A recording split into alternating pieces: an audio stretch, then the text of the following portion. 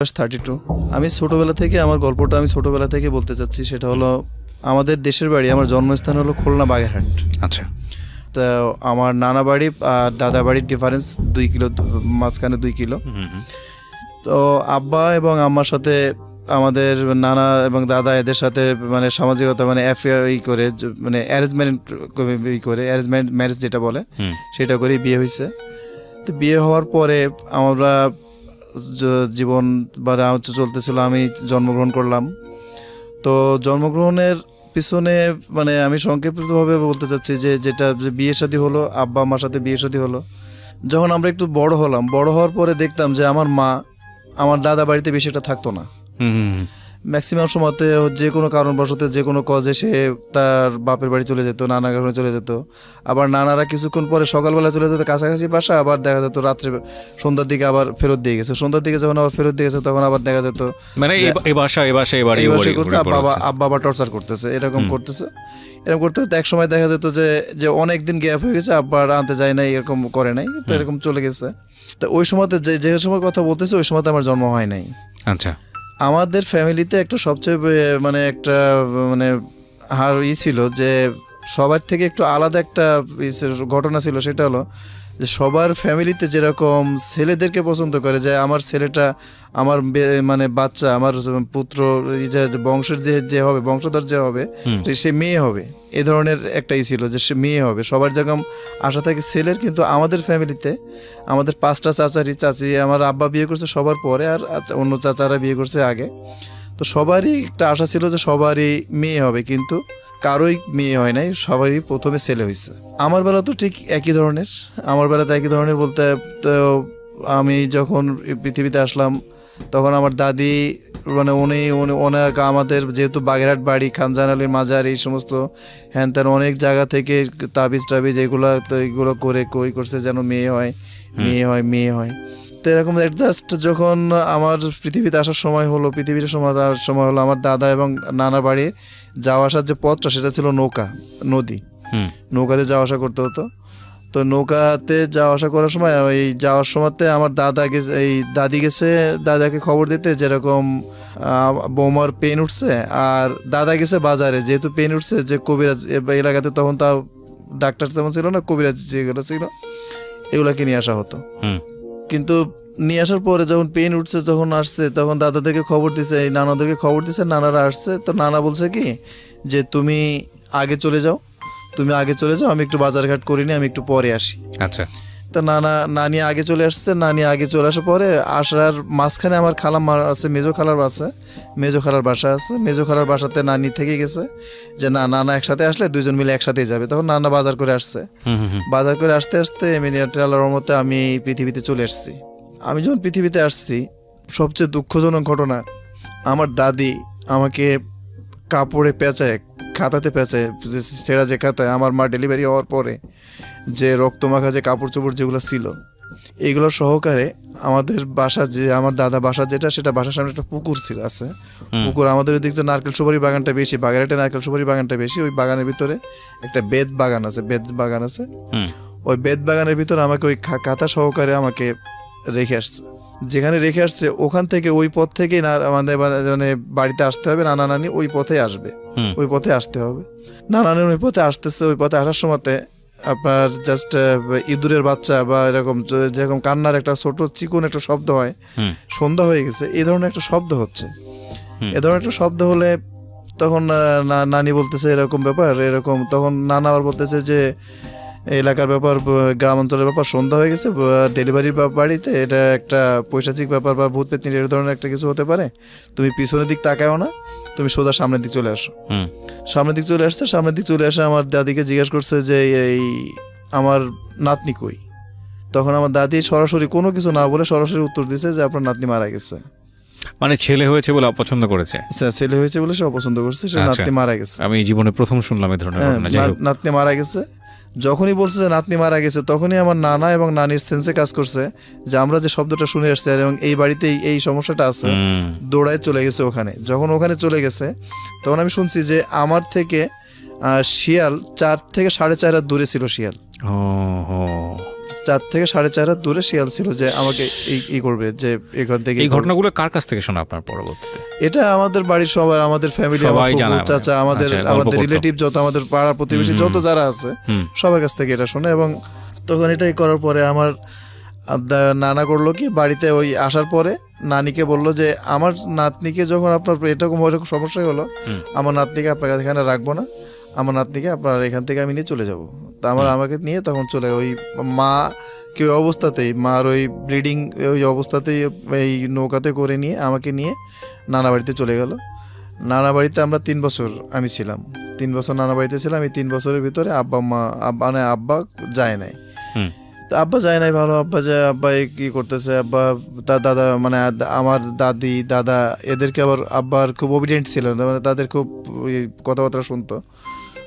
তো তারা যখন যাইতে নিষেধ করতো তারা যেত না, তারা খোঁজ খবর নিত না। 3 বছর পরে হঠাৎ একদিন আমার আব্বা নানা বাড়িতে গেছে, নানা বাড়িতে যাওয়ার পরে বলছে আমার ছেলে, আমার বউ, আমাদের ভুল হয়ে গেছে, আমরা নিয়ে যাবো।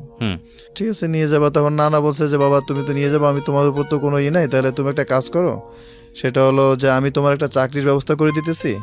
তুমি তোমার দাদা বাড়িতে মানে ওই গ্রামটার নাম ছিল, আমার নানা বাড়ির গ্রামের নাম ছিল হাকিমপুর, আর দাদা বাড়ির গ্রামের নামটা ছিল সৈয়দপুর। আচ্ছা। তো বলছে তুমি তাহলে সৈয়দপুরে তুমি থাকো না, আমি একটা ব্যবস্থা করে দিতেছি, তো তুমি সেখানে তুমি চাকরিতে জয়েন করো। আচ্ছা আচ্ছা। ওই কথা বলার পরে আব্বাকে ওই অবস্থাতে আব্বার যে একটা লুঙ্গি, একটা মানে লুঙ্গি বলতে একটা প্যান্ট পরা ছিল নাকি, যে একটা প্যান্ট আর ফতুয়া ধরনের যে হয়েছিল, আর আমাকে নিয়ে আম্মাকে নিয়ে আব্বা আমাদেরকে নিয়ে চলে আসলো আপনার ভেড়ামারাতে, পাকশি ভেড়ামারাতে আপনার পিডিবিতে আব্বা নানা একটা চাকরির ব্যবস্থা করে দিল।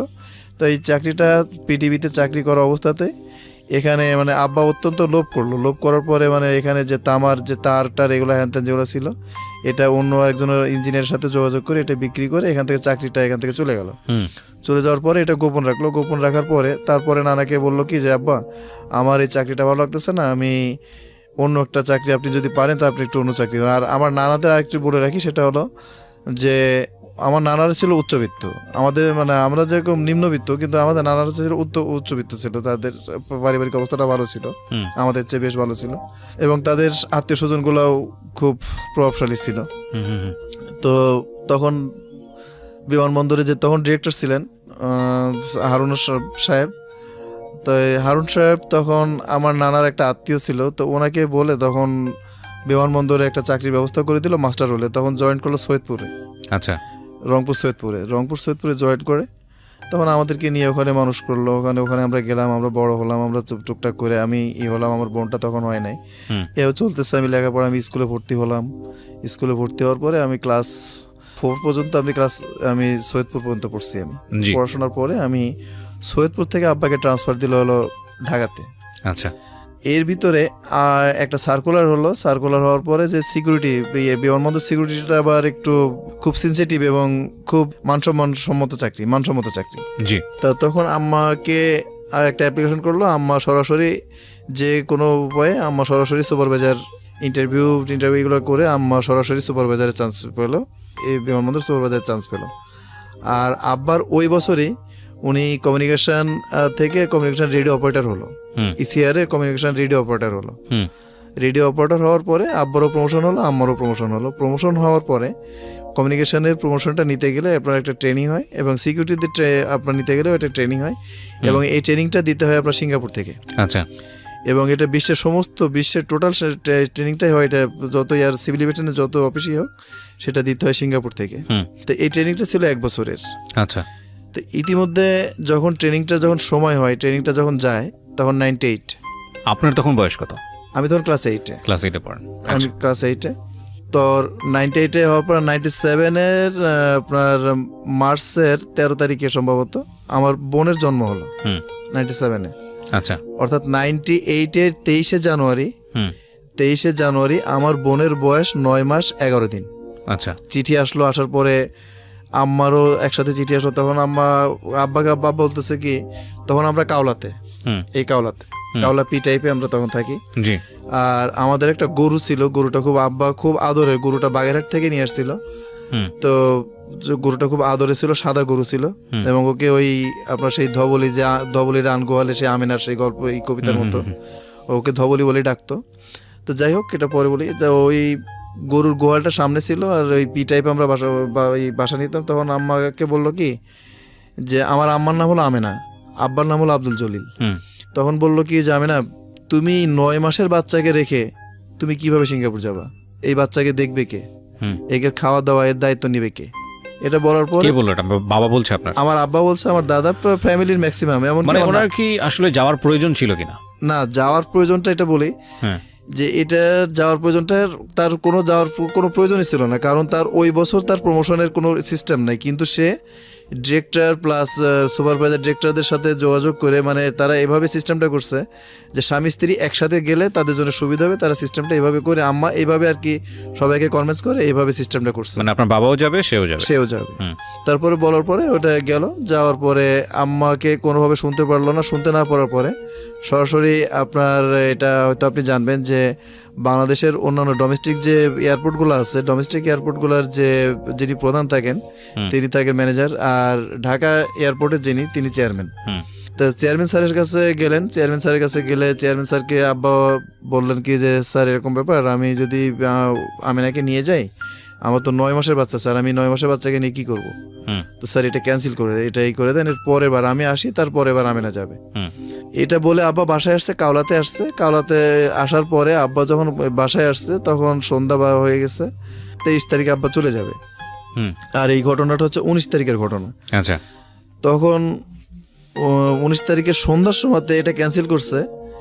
20 তারিখে ভোর 6:10 এয়ারপোর্ট থেকে একজন পিয়ন আসছে, যেটা ক্যান্সেল করছে আব্বা, সেই পাসপোর্ট, সেই ভিসা, সেইগুলো নিয়েই তো সেটা নিয়ে আসছে। তখন আর আব্বার আর কোনো ওয়ে নাই, কোনো বলার কোনো কিছু নাই। আব্বা রাগ করে বললো কি যে ঠিক আছে, তুমি যখন যাইতেই চাচ্ছ, তখন আমার ছেলে মেয়েকে বাদ দিয়ে, আমার এদের করে বাদ দিয়ে, এগুলোকে নিয়ে, এদের আশা ভরসা বাদ দিয়েই তুমি যাও, তুমি চলো, আর কি করবা, আর কত কিছু করার নাই। নানাকে বললো, নানিকে বললো, সবাইকে বললো। বলার পরে এরা দুজন মিলে চলে গেল। 23শে জানুয়ারি এরা চলে গেল 98। মানে বাবা এবং মা দুজন মিলে সিঙ্গাপুর চলে গেল। ট্রেনিং ছিল 1 মাসের, এই 1 বছরের ট্রেনিং ছিল। কিন্তু আমার আম্মা মানে পড়াশোনা, আপনি কোন ক্লাসে? ক্লাস 8-এ? জি, আমি ক্লাস 8। আচ্ছা। তখন আমার আম্মা আপনার পড়াশোনা জানতো, কিন্তু ওনার টেকনিক্যাল সাইডটা একটু মানে আউট নলেজটা একটু কম ছিল। তো এটা আমি মানে সঠিক এতটুকু জানি না, কিন্তু আমি এটা শুনছি আর কি, যে সিঙ্গাপুরে যে রুমটাতে থাকা হতো, এই রুমটা আপনার ওই যে যখন সুইচ অন করা হতো, সুইচটা যখন অন করা হতো তখন সিসি ক্যামেরা চালু হতো। আবার সুইচ যখন অফ করা হতো তখন সিসি ক্যামেরা অফ, মানে রুমে যদি কেউ না থাকতো তখন তালা মারি চলে যেত, তখন সিসি ক্যামেরা বন্ধ হয়ে যেত। কিন্তু এটা আমার আব্বা জানতো, আমার আম্মা জানতো না। ওকে। আর এই সমস্ত ব্যাপারে কোনো সময় আলাপ আলোচনাও করে নাই, প্রয়োজন হয় নাই, করে নাই। আমার আব্বার সাথে যখন আমার মায়ের বিয়ে হয়, বিয়ে হওয়ার আগে একই গ্রাম থেকে একটু দূরে একটা ছেলের সাথে আমার মায়ের নাকি অ্যাফেয়ার ছিল। এটা কি আপনার যে গল্পটা আপনি করছেন, এটা আপনার শোনা গল্প নিশ্চয়ই? শোনা গল্প বলতে আমার কাছে মানে সিঙ্গাপুরে যে সে কাগজপত্রগুলো আছে, কিন্তু অ্যাফেয়ার টাইপের যেগুলো, সেগুলো আমার শোনা গল্প, মানে আমার দাদার কাছ থেকে এগুলো। আচ্ছা, ওকে, বলেন। এটা কিছুর জন্য তো এটা হলো যে দাদা করলো যে অ্যাফেয়ার ছিল। অ্যাফেয়ার থাকার পরে আমার আম্মা যখন আব্বার সাথে বিয়ে হলো, ওই লোকটার সাথে আমার নানা বিয়ে দিতে রাজি না। আমার নানা আমার আব্বার সাথে দিল। আব্বার সাথে দেওয়ার পরে ওই লোকটা যখন বিয়ে হলো, তার 13 দিন না 14 দিন পরে নাকি সিঙ্গাপুর চলে গেছিল। সিঙ্গাপুর চলে গেছিল? হ্যাঁ, ওই লোকটা সিঙ্গাপুর চলে গেছিল। মানে আগে থেকে সে সিঙ্গাপুরে ছিল? সিঙ্গাপুর চলে গেছিল।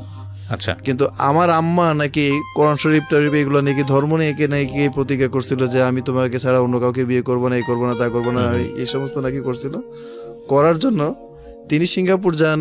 মানে আব্বা যেমন সিঙ্গাপুর যায় চাকরির জন্য, তার টার্গেট হলো ওই যে যার সাথে ছিল, এটার সাথে। আপনার মার টার্গেট ছিল হচ্ছে আলটিমেটলি ওর সাথে মিট করা। এবং ওই যে যখনই করতো, যখন ঘরের ভিতরে আসতো, মাঝে মধ্যেই আব্বার সাথে ট্রেনিং টাইমটা ছিল আপনাদের, এইটা শিডিউলটা ছিল সম্পূর্ণ আলাদা। মেয়েদেরটা ট্রেনিং আলাদা হতো, ছেলেদের ট্রেনিংটা আলাদা হতো। এই সময়তে আপনার শিফটটি চেঞ্জ হতো। তো দেখা যেত যে আব্বা যখন যাচ্ছে তখন আম্মা থাকতেছে না, আম্মা যখন যাচ্ছে তখন আব্বা থাকতেছে না। ওখানে নাকি রবিবারে নাকি ওখানে আপনার হলিডেটা ছিল রবিবারে।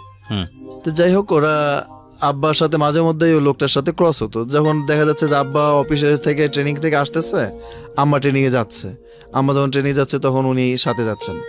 তখন আম্মা বলতো যে, আব্বা জিজ্ঞেস করতো উনি কে, তখন বলতো উনি বাঙালি, বাংলাদেশ থেকে আসছে, আমাদের আগে থেকে পরিচিত, এখানে এসে পরিচয় হয়েছে। এটা বলার পরে এটাই হয়ে গেছে। হওয়ার পরে আমাকে মাফ করবেন আপনারা, সেটা হলো যেহেতু আমি তার গর্ভে ছিলাম, তারপরেও না বলে পারতেছি না।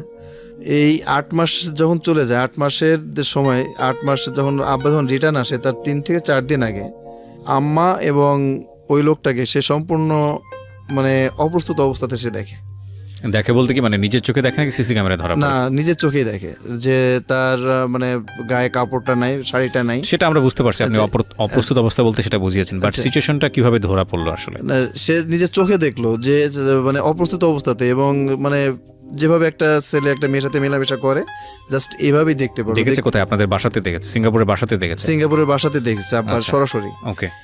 দেখার পরে আব্বা কিছু ওনাকে কিছু না বলে, আব্বা আপনার ওখানকার যে কেয়ারটেকার যিনি ছিলেন, কেয়ারটেকার কে যে বললো কি যে এরকম ব্যাপার, আমার পাসপোর্ট, আমার অফিস পারমিট যেটা, এটা আমি পাচ্ছি না, তা আপনারা করেন, আমার এটা পাচ্ছি না, আপনারা আমাদেরকে আমার আপনার ক্যামেরাটা একটু দেন, ক্যামেরাটার যে সিডিটা যেটা আছে এই সিডিটা একটু দেন, এটা আমাকে দেখতে হবে যে রুমে কেউ আসছিল কিনা, এবং এটা রুম থেকে হারাইছে না আমার অফিস থেকে হারাইছে। মানে চোখে তো দেখেছেন উনি, তারপরে উনি ক্যামেরার কথা কেন বলতে চাচ্ছিলেন? মানে উনি আরো প্রমাণ চাচ্ছিলেন, আরো প্রমাণ চাচ্ছিলেন যে এর আগে কি হয়েছে। তখন ওটা উনি ক্যামেরাটা দেখছেন, উনি ক্যামেরাটা দেখার পরে উনি মানে অনেক খারাপ জিনিস দেখছে, যেটা মানে একজন পুরুষ কোনোদিনই সহ্য করতে পারবে না যে তার স্ত্রী এভাবে মেলামেশা অন্য একজন। এটা আপনি কার কাছ থেকে শুনেছেন? এটা আমার আব্বার মানে ডায়েরি প্লাস ওই যে ছবিগুলা, যে স্টিল ক্যামেরাতে যে ছবিগুলা, এই ছবিগুলো আব্বা বাংলাদেশে নিয়ে আসছিল, যে আমি তো বললে অনেকে বিশ্বাস করবে না। আচ্ছা আচ্ছা, ওকে, ঠিক আছে। তারপর এটা বাংলাদেশে নিয়ে আসছিল। তারপরে 8 মাস পরে ওই এর ভিতরে আবার হয়েছে যে যখন আব্বারা যখন চলে যায়, তখন আমি ক্লাস 8, তখন আমি ভাবলাম যে আমি কাওলাতে আমি কার কাছে থাকবো, কাওলাতে না থেকে তখন আমি বাগেরহাট চলে গেলাম। যে বাগেরহাট যে আমি দাদা দাদির সাথে, যে বাগেরহাটে আমি 1 বছর বাগেরহাট আব্বা আসার পর্যন্ত আমরা 1 বছর বাগেরহাট লেখাপড়া করি। আর না তাহলে নানিকেও আমরা কাছে পাচ্ছি, দাদিকেও কাছে পাচ্ছি, আমার বোনটা তাহলে আদরে মানুষ হতে পারবে। এই হিসাবে আমরা 1 বছর, আমি ক্লাস 9টা আমি ক্লাসে ওখানে যে ভর্তি হলাম আপনার এই বাগেরহাট ভর্তি হওয়ার পরে ওখান থেকে যখন আমি করলাম পড়াশোনা করে, যখন আমাদের মানে 8 মাস পরে, তখন তো আপনার আমাদের ওই বাগেরহাট অঞ্চলে এই মোবাইল আসেনি, ল্যান্ডফোন আছে আমাদের বাসাতে, নানার বাসাতে ল্যান্ডফোন ছিল। তো ল্যান্ডফোনে আব্বা ফোন করলো যে এরকম ব্যাপার, আমি বাংলাদেশে আসতেছি, তোমরা ঢাকায় আসো। তখন আমরা ওখান থেকে একটা গাড়ি নিলাম, একটা গাড়ি নিয়ে আমরা এসে আসলাম। তখন আপনার এয়ারপোর্টে বোর্ডিং ব্রিজটা হয় নাই, আর আমাদের স্পেশাল যে পাস ছিল, আমরা একদম পাস নিয়ে একদম বিমান, আর সেই বিমানটা আপনার ওই ট্রানজ্যাকশন, তখন ট্রানজ্যাকশন ছিল এভাবে, আপনার সিঙ্গাপুর থেকে সিলেট আসতো, সিলেট থেকে ট্রানজ্যাকশন দিয়ে আপনার F-28 ঢাকাতে আসতো। তো F-28 তখন যাত্রী 84 জন যাত্রী তখন ছিল। তো লাস্ট যাত্রী F-28 লাস্ট যাত্রী আমরা এয়ারপোর্টের কাছে আমি গেছি, আমার ছোট বোনটা আমার কোলে আছে, আমার ছোট বোনটা তখন 17 মাস বয়স হয়ে গেছে, আমার ছোট বোনটা আমার কোলে আছে, দাদা আছে, তারপরে দাদি নানি এরা আছে, নানা আছে, আমার বড় মামা আছে, ছোট মামা, এরা বেশ কয়েকজন আত্মীয় স্বজন। আমরা গেট পার আমাদের ওই আব্বার যে পাস আছে, পাস নিয়ে আমরা ওইখানে গেছি। যাওয়ার পরে একে একে সবাই নামে, ক্যাপ্টেন ক্রু সবাই নামার পরে বিমানবালাটার সবাই নামে, কিন্তু আব্বা এবং মা নামতেছে না। একদম লাস্ট 84 নম্বর যাত্রীটা ছিল আমার আব্বা নামার পরে আমি আব্বাকে মানে চিন্তা করতেছি যে কি বল, আম্মা নামে না কেন। তখন আব্বাকে বলতেছে যে আব্বা আম্মা কই। তখন আব্বা আমার বোনের নাম সাইমাকে কোলে নিয়ে আমাকে বুকের সাথে জড়ায় ধরে প্রচুর কান্নাকাটি করতেছে। কান্নাকাটি করার পরে শুধু এতটুকু বললো যে বাবা তুমি তো একটু বড় হয়েছো, তো তুমি তোমার মা সম্বন্ধে তোমার মা আর কোনোদিন ফিরে আসবে না, কিন্তু কেন আসবে না কোনোদিন আমার কাছে এটা জানতে চাবা না। তাই বলে আমরা কিন্তু গাড়ি নিয়ে গেছি, আমাদের গাড়িতে আব্বা না উঠে আব্বা অফিসের গাড়িতে এসে আপনার কাওলাতে রুমের ভিতরে ঢুকে আব্বা দরজা লক করে দিচ্ছে। দরজা লক করে দিয়ে দরজার ভিতরে বসে থেকে প্রচুর কান্নাকাটি করতেছে। এবং ওই যে বাইরে থেকে যখন আসে, তখন আব্বা সিগারেট খাওয়া মানুষকে পছন্দ করতো না, কোনো সময় সে সিগারেট খাওয়া মানুষকে পছন্দ করে। সিগারেট যদি কেউ খাইতো, তাকে এমনও লোক আছে যে আব্বার কর্মচারী মানে ঊর্ধ্বতন কর্মচারী, তাকে আব্বা থাপ্পড় মারছিল সিগারেট খাওয়ার জন্য, যে আপনি আমার রুমের ভিতরে সিগারেট খান কেন। হুম। তো যাই হোক তিনি সিগারেটও খাইতেন না। তো আসে দেখি যে ওই যে মার্কারি যে গ্লাসগুলো আছে, গ্লাস দিয়ে এভাবে দেখতেছি যে আব্বা মদ খাচ্ছে, রুমে ঢুকে। রুমে ঢুকে মদ খাচ্ছে এবং প্রচুর কান্না কাটতেছে। আর কোনো কথা নাই, একটাই শুধু মানে শব্দ বের হচ্ছে, আমেনা তুমি কি করলা। এটা ওই গ্লাসটা আপনার ভেন্টিলেটর থেকে স্পষ্ট বোঝা যাচ্ছে যে আমেনা তুমি কি করলা, আমেনা তুমি কি করলা। খুবই আতঙ্কজনক অবস্থা, মানে আপনার জায়গা থেকে খুব আতঙ্কজনক হওয়াটাই হ্যাঁ, স্বাভাবিক, কারণ আপনি বুঝতে পারছেন আসলে ঘটনা কোন দিকে যাচ্ছে। মার আসার কথা, মা আসেনি, এখানে বাবা এসে এরকম কান্নাকাটি করছে, ভয়ানক। আপনার তো ওই দিনের আগ পর্যন্ত কিছুই জানতেন না না, বিষয়। আমি কিছু জানতাম না। জানার পরে তখন এই করতাম না।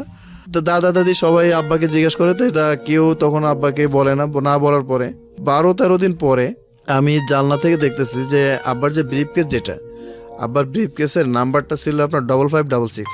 এটা আপনি জানতেন কিভাবে? ওই আব্বা যখন করতো আপনার টাকা পয়সা বা যখন কাগজপত্র বের করতো, তখন আপনি খেয়াল করতেন? তখন আমি মানে একদিন আমার ওই আব্বার আইডি কার্ডটা বের করার সময় আমি হঠাৎ করে দেখতেছি যে 5566 এটা লেখা করা আছে। ও আচ্ছা, দেয়া আছে ওখানে। হ্যাঁ আছে। তো ওইটা দেওয়ার পরে ওইটা আব্বার করে নাই, ওইটা চেঞ্জ করে নাই। তো আমি তখন দাদাকে ডাক দিচ্ছি যে দাদা কিছু মনে করেন না, এখানে আসেন তো, দেখেন তো এই ব্রিফকেসের ভিতরে কোনো ঘটনা পাওয়া যায় কিনা। তখন দাদাও জানে না আসলে কাহিনী কি হয়েছে? না, তখন দাদাও জানে না যে কি কাহিনীর জন্য এগুলো হয়েছে। শুধু এতটুকু বলছে যে সে আর আসবে না, শুধু এতটুকু বলছে। তখন দাদা আসলো, দাদা আসার পরে রুম বন্ধ করে দিল। দেওয়ার পরে দাদা দেখলো কি যে এরকম ব্যাপার, আপনার ওই মানে অনাকাঙ্ক্ষিত যে ছবিগুলা, সেই ছবিগুলা। তখন নানাকে ফোন করলো, নানাকে ফোন করে নানাকে সমস্ত ঘটনাগুলো বললো যে দেখেন এই সমস্ত ব্যাপার এইগুলো হয়েছে, আপনি যে ছেলের সাথে বিয়ে ঠিক করছিলেন সেই ছেলের সাথে সে থেকে গেছে। থেকে যাওয়ার পরে তখন এই করতেছে, এবং ওই সময় তো তার ট্রেনিং ছিল। তখন আব্বা এখানে আসার পরে চেয়ারম্যান স্যারকে, এই বিমানবন্দর চেয়ারম্যান স্যারকে বললো যে স্যার এই ঘটনা এটা হয়েছে। তখন চেয়ারম্যান স্যার ওই যখন এই ঘটনাটা বললো তখনই আপনার একটা কমপ্লেন সিঙ্গাপুর পাঠালো।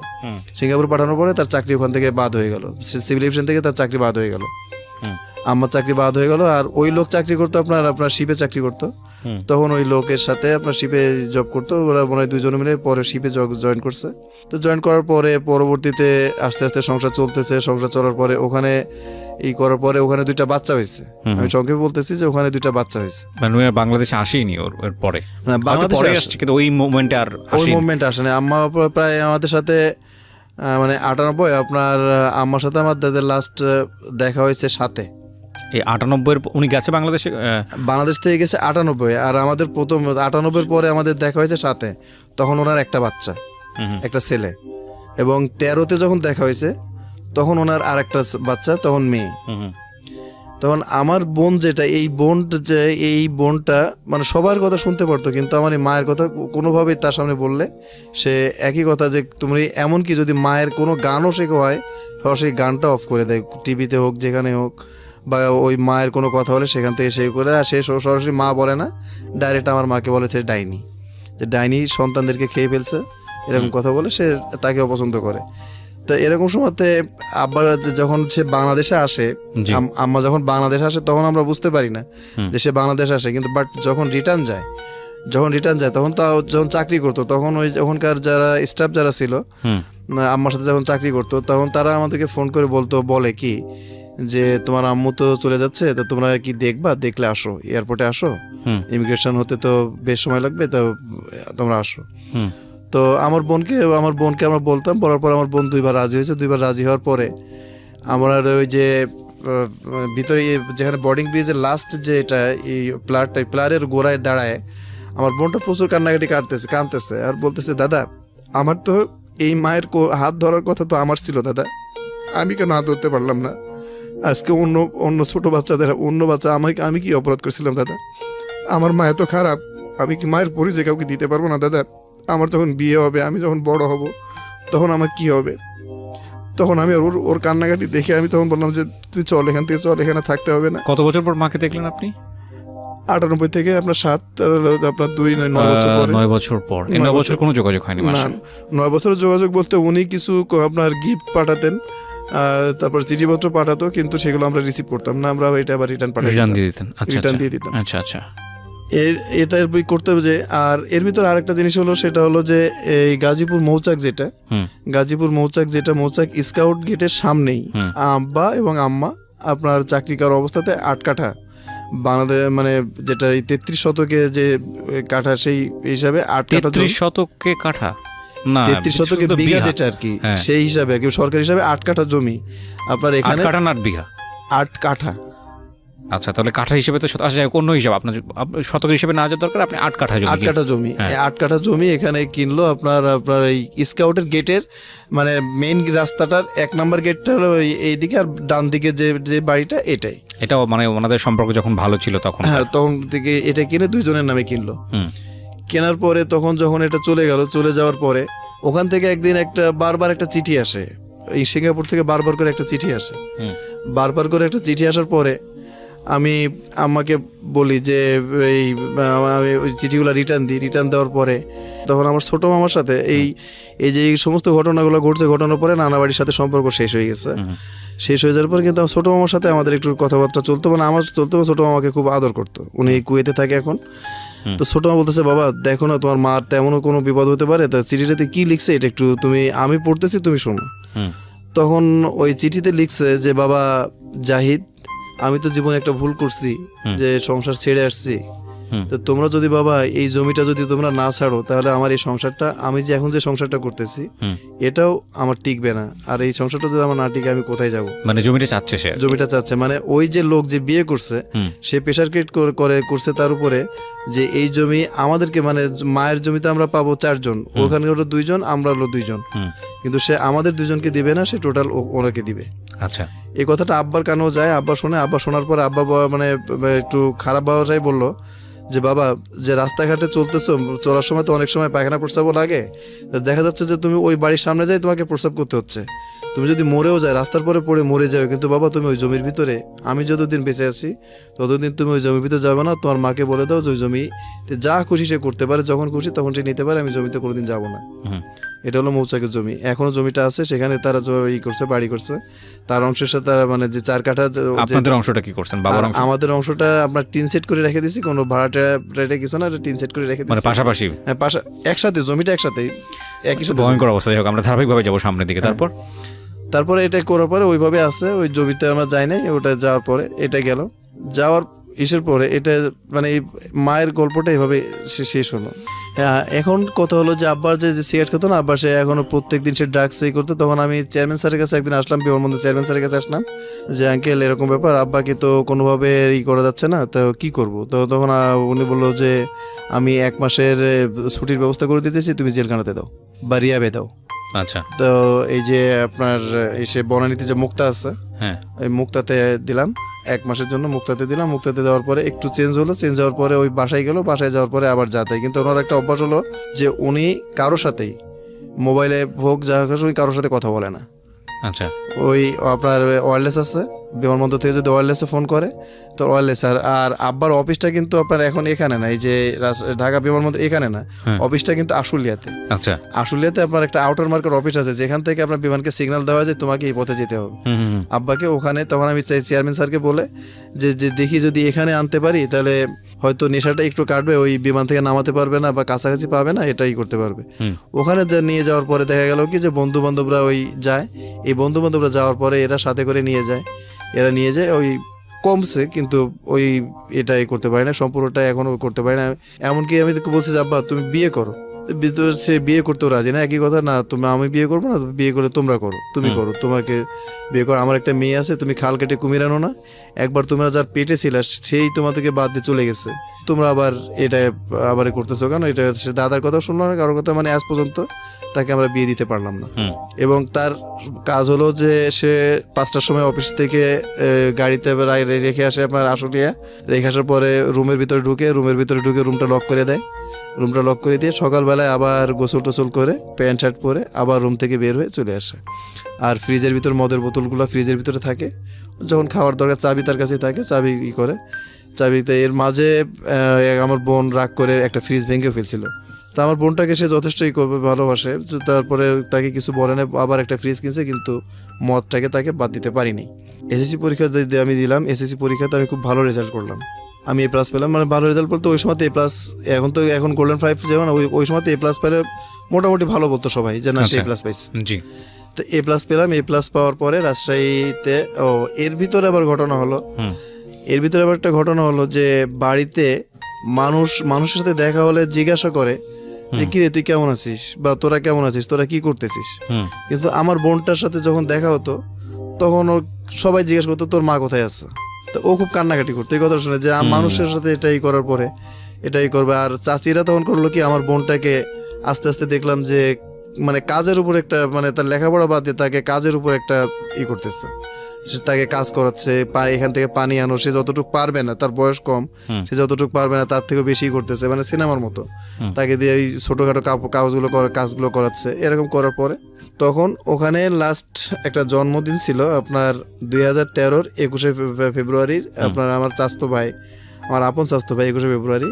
তো এখানে 400 মানুষের অ্যারেঞ্জমেন্ট ছিল, 400 মানুষের অ্যারেঞ্জমেন্ট ছিল। তো 400 মানুষের অ্যারেঞ্জমেন্ট ছিল। তো আমি আমার মানে ওই বাড়ি থেকে কেউ কোনো চাচা ছেলেরা জমির কাজ করতো না, কিন্তু আমার একটা ছোটবেলা থেকে আমি জমির উপরে যেহেতু আমার একটা নেশা ছিল, তো আমি তখন করতাম কি, আমার আর একটা নেশা ছিল কি যে আমি সবসময় টি শার্ট গায়ে মানে বেশি পছন্দ করতাম, টি শার্ট এবং নেভি ব্লু প্যান্ট বা যে কোনো প্যান্ট এবং একটা গামছা, এটা নিয়ে আমি জমিতে কাজ করতে গেছি।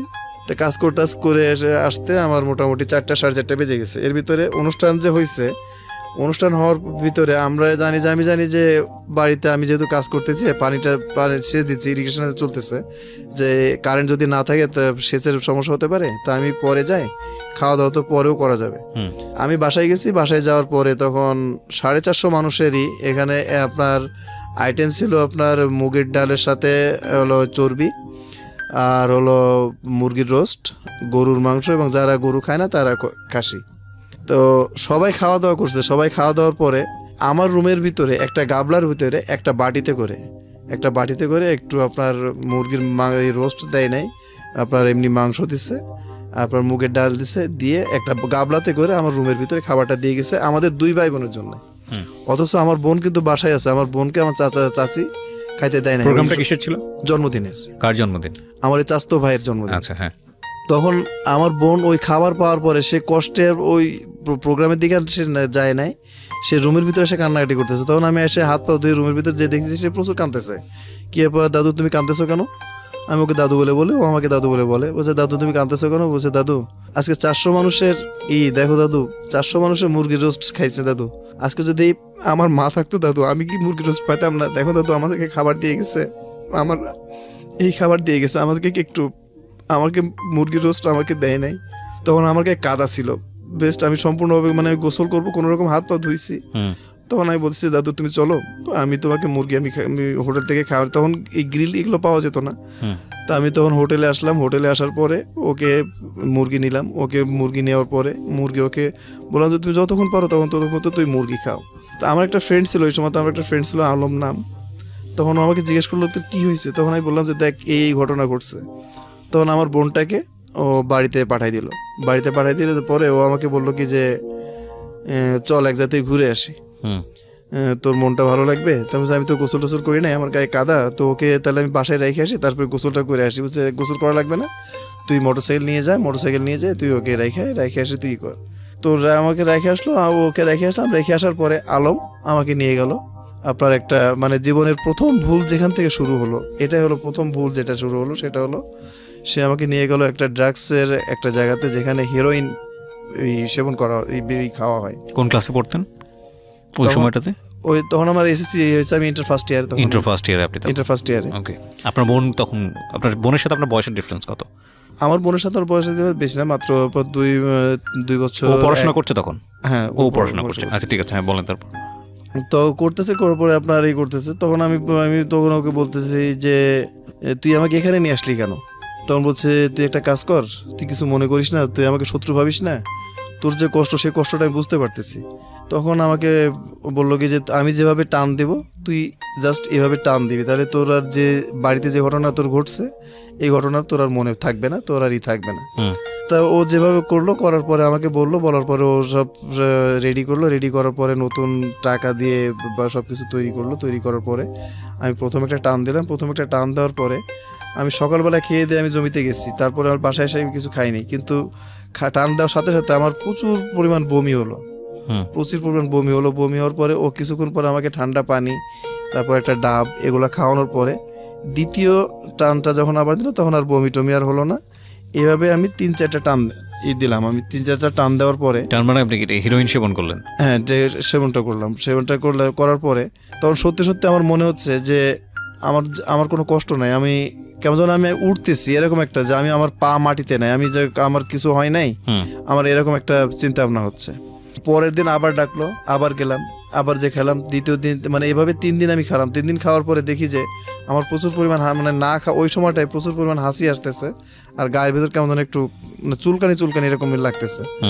তখন আমি একজনকে জিজ্ঞেস করলাম কি ব্যাপার, আমার কেমন চুলকাচ্ছে কেন? তো তখন আমাকে বললো, তোরে আমি আলমের সাথে দেখলাম, তুই কি আলমের সাথে টঙ্গাবাড়ি গেছিলি?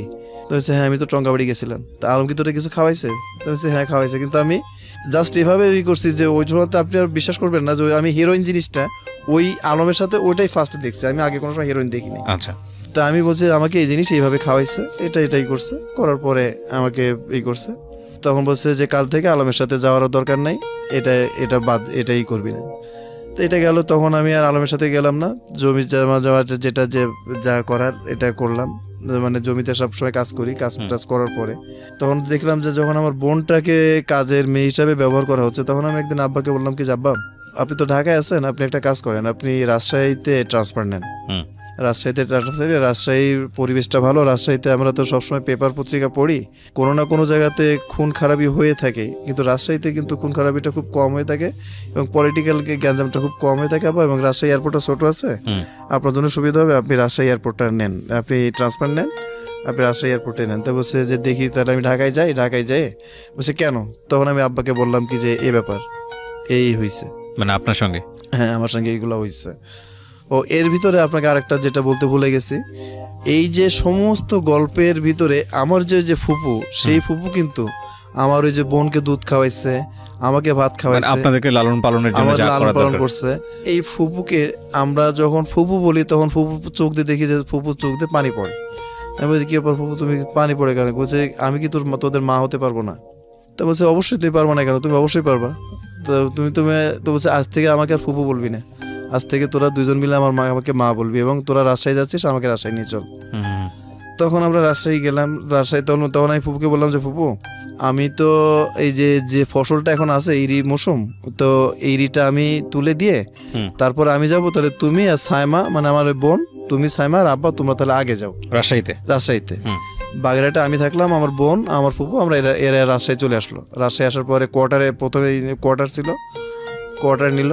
কোয়ার্টারে থাকার পরে ওই রাজশাহীতেই ভর্তি হলো। আর আমি তখন করতাম কি, আপনার ওই যে জমি জমা যেগুলো, সেইগুলো টোটাল জমি জমা রাত 12টা 1টা 2টা, এটার কোনো ছিল না। যখন পানি উঠতো না তখন দেখা যেত রাত্রে পানি উঠতেছে, দিনে উঠতেছে না, এরকম কষ্ট করতাম।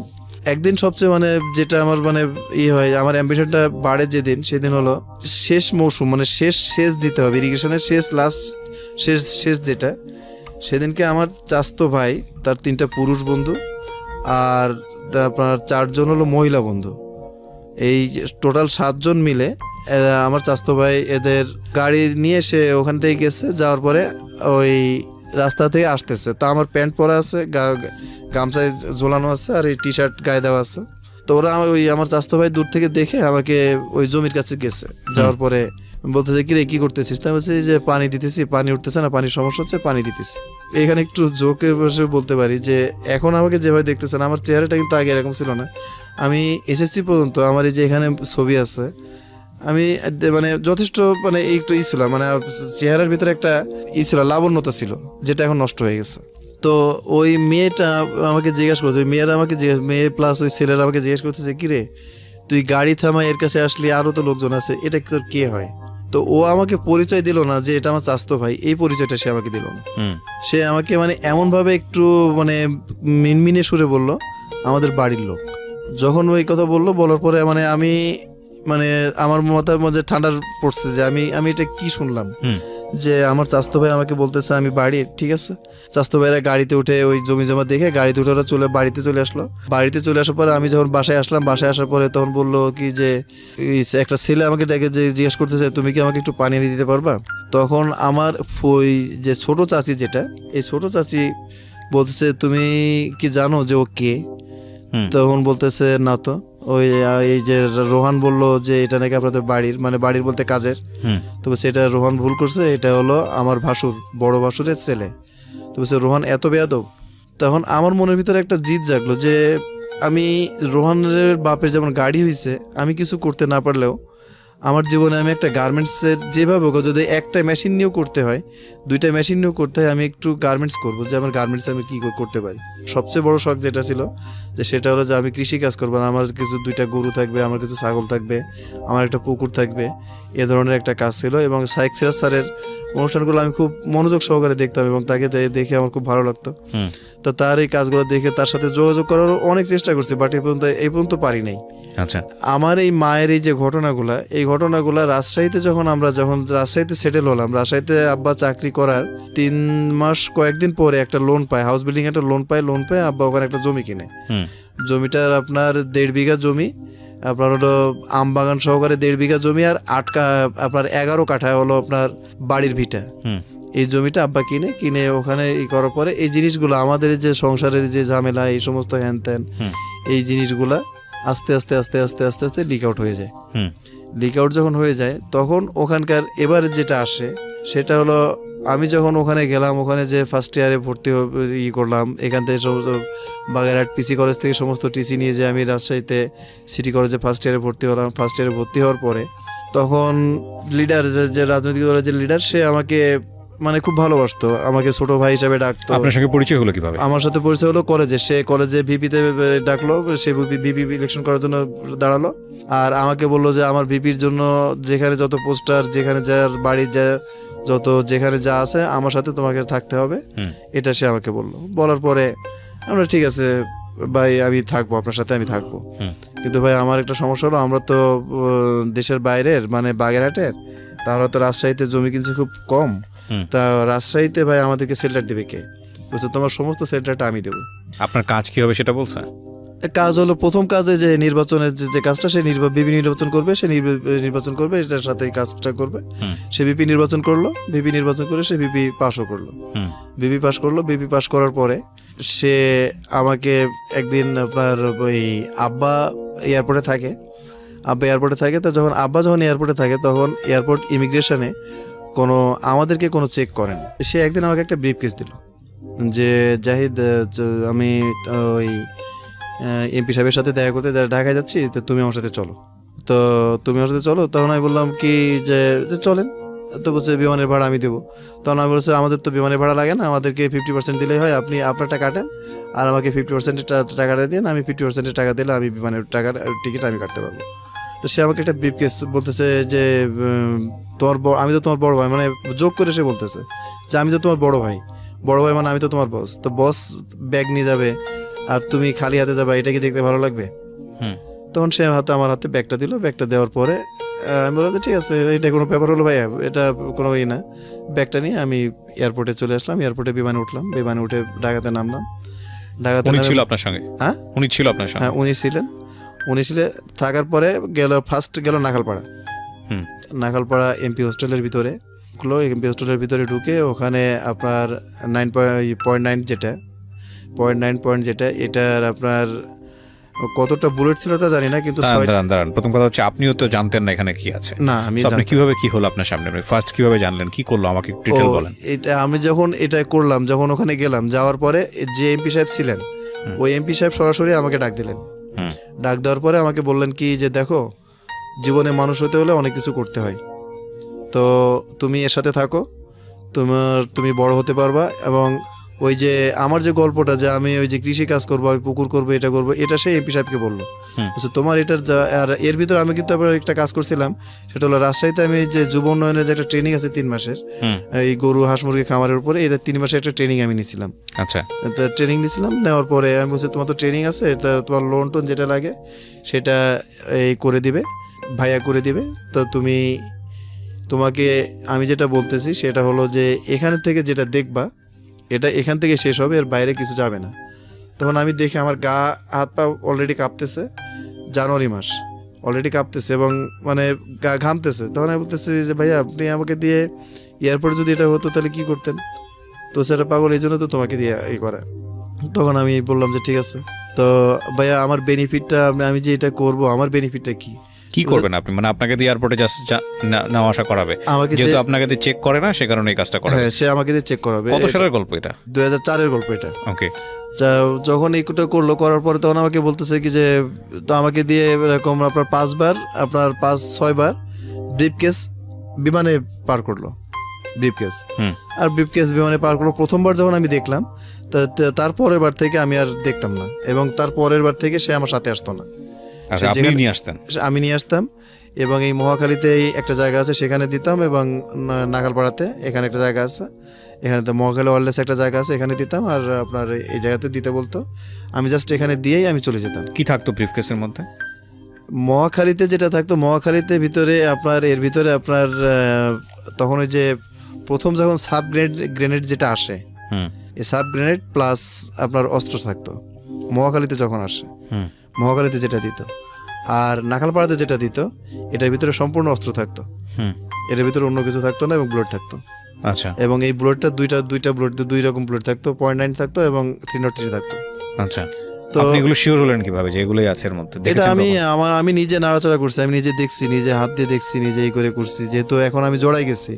প্লাস তারা আমাকে এভাবেই করলো, তারা আমাকে ট্র্যাক করলো, যে তারা আমার আমি যে নাড়াচাড়া করতেছি, তা করতেছি, তারা আমাকে ভিডিও সহকারে আমাকে ট্যাপে ফেলে দিল।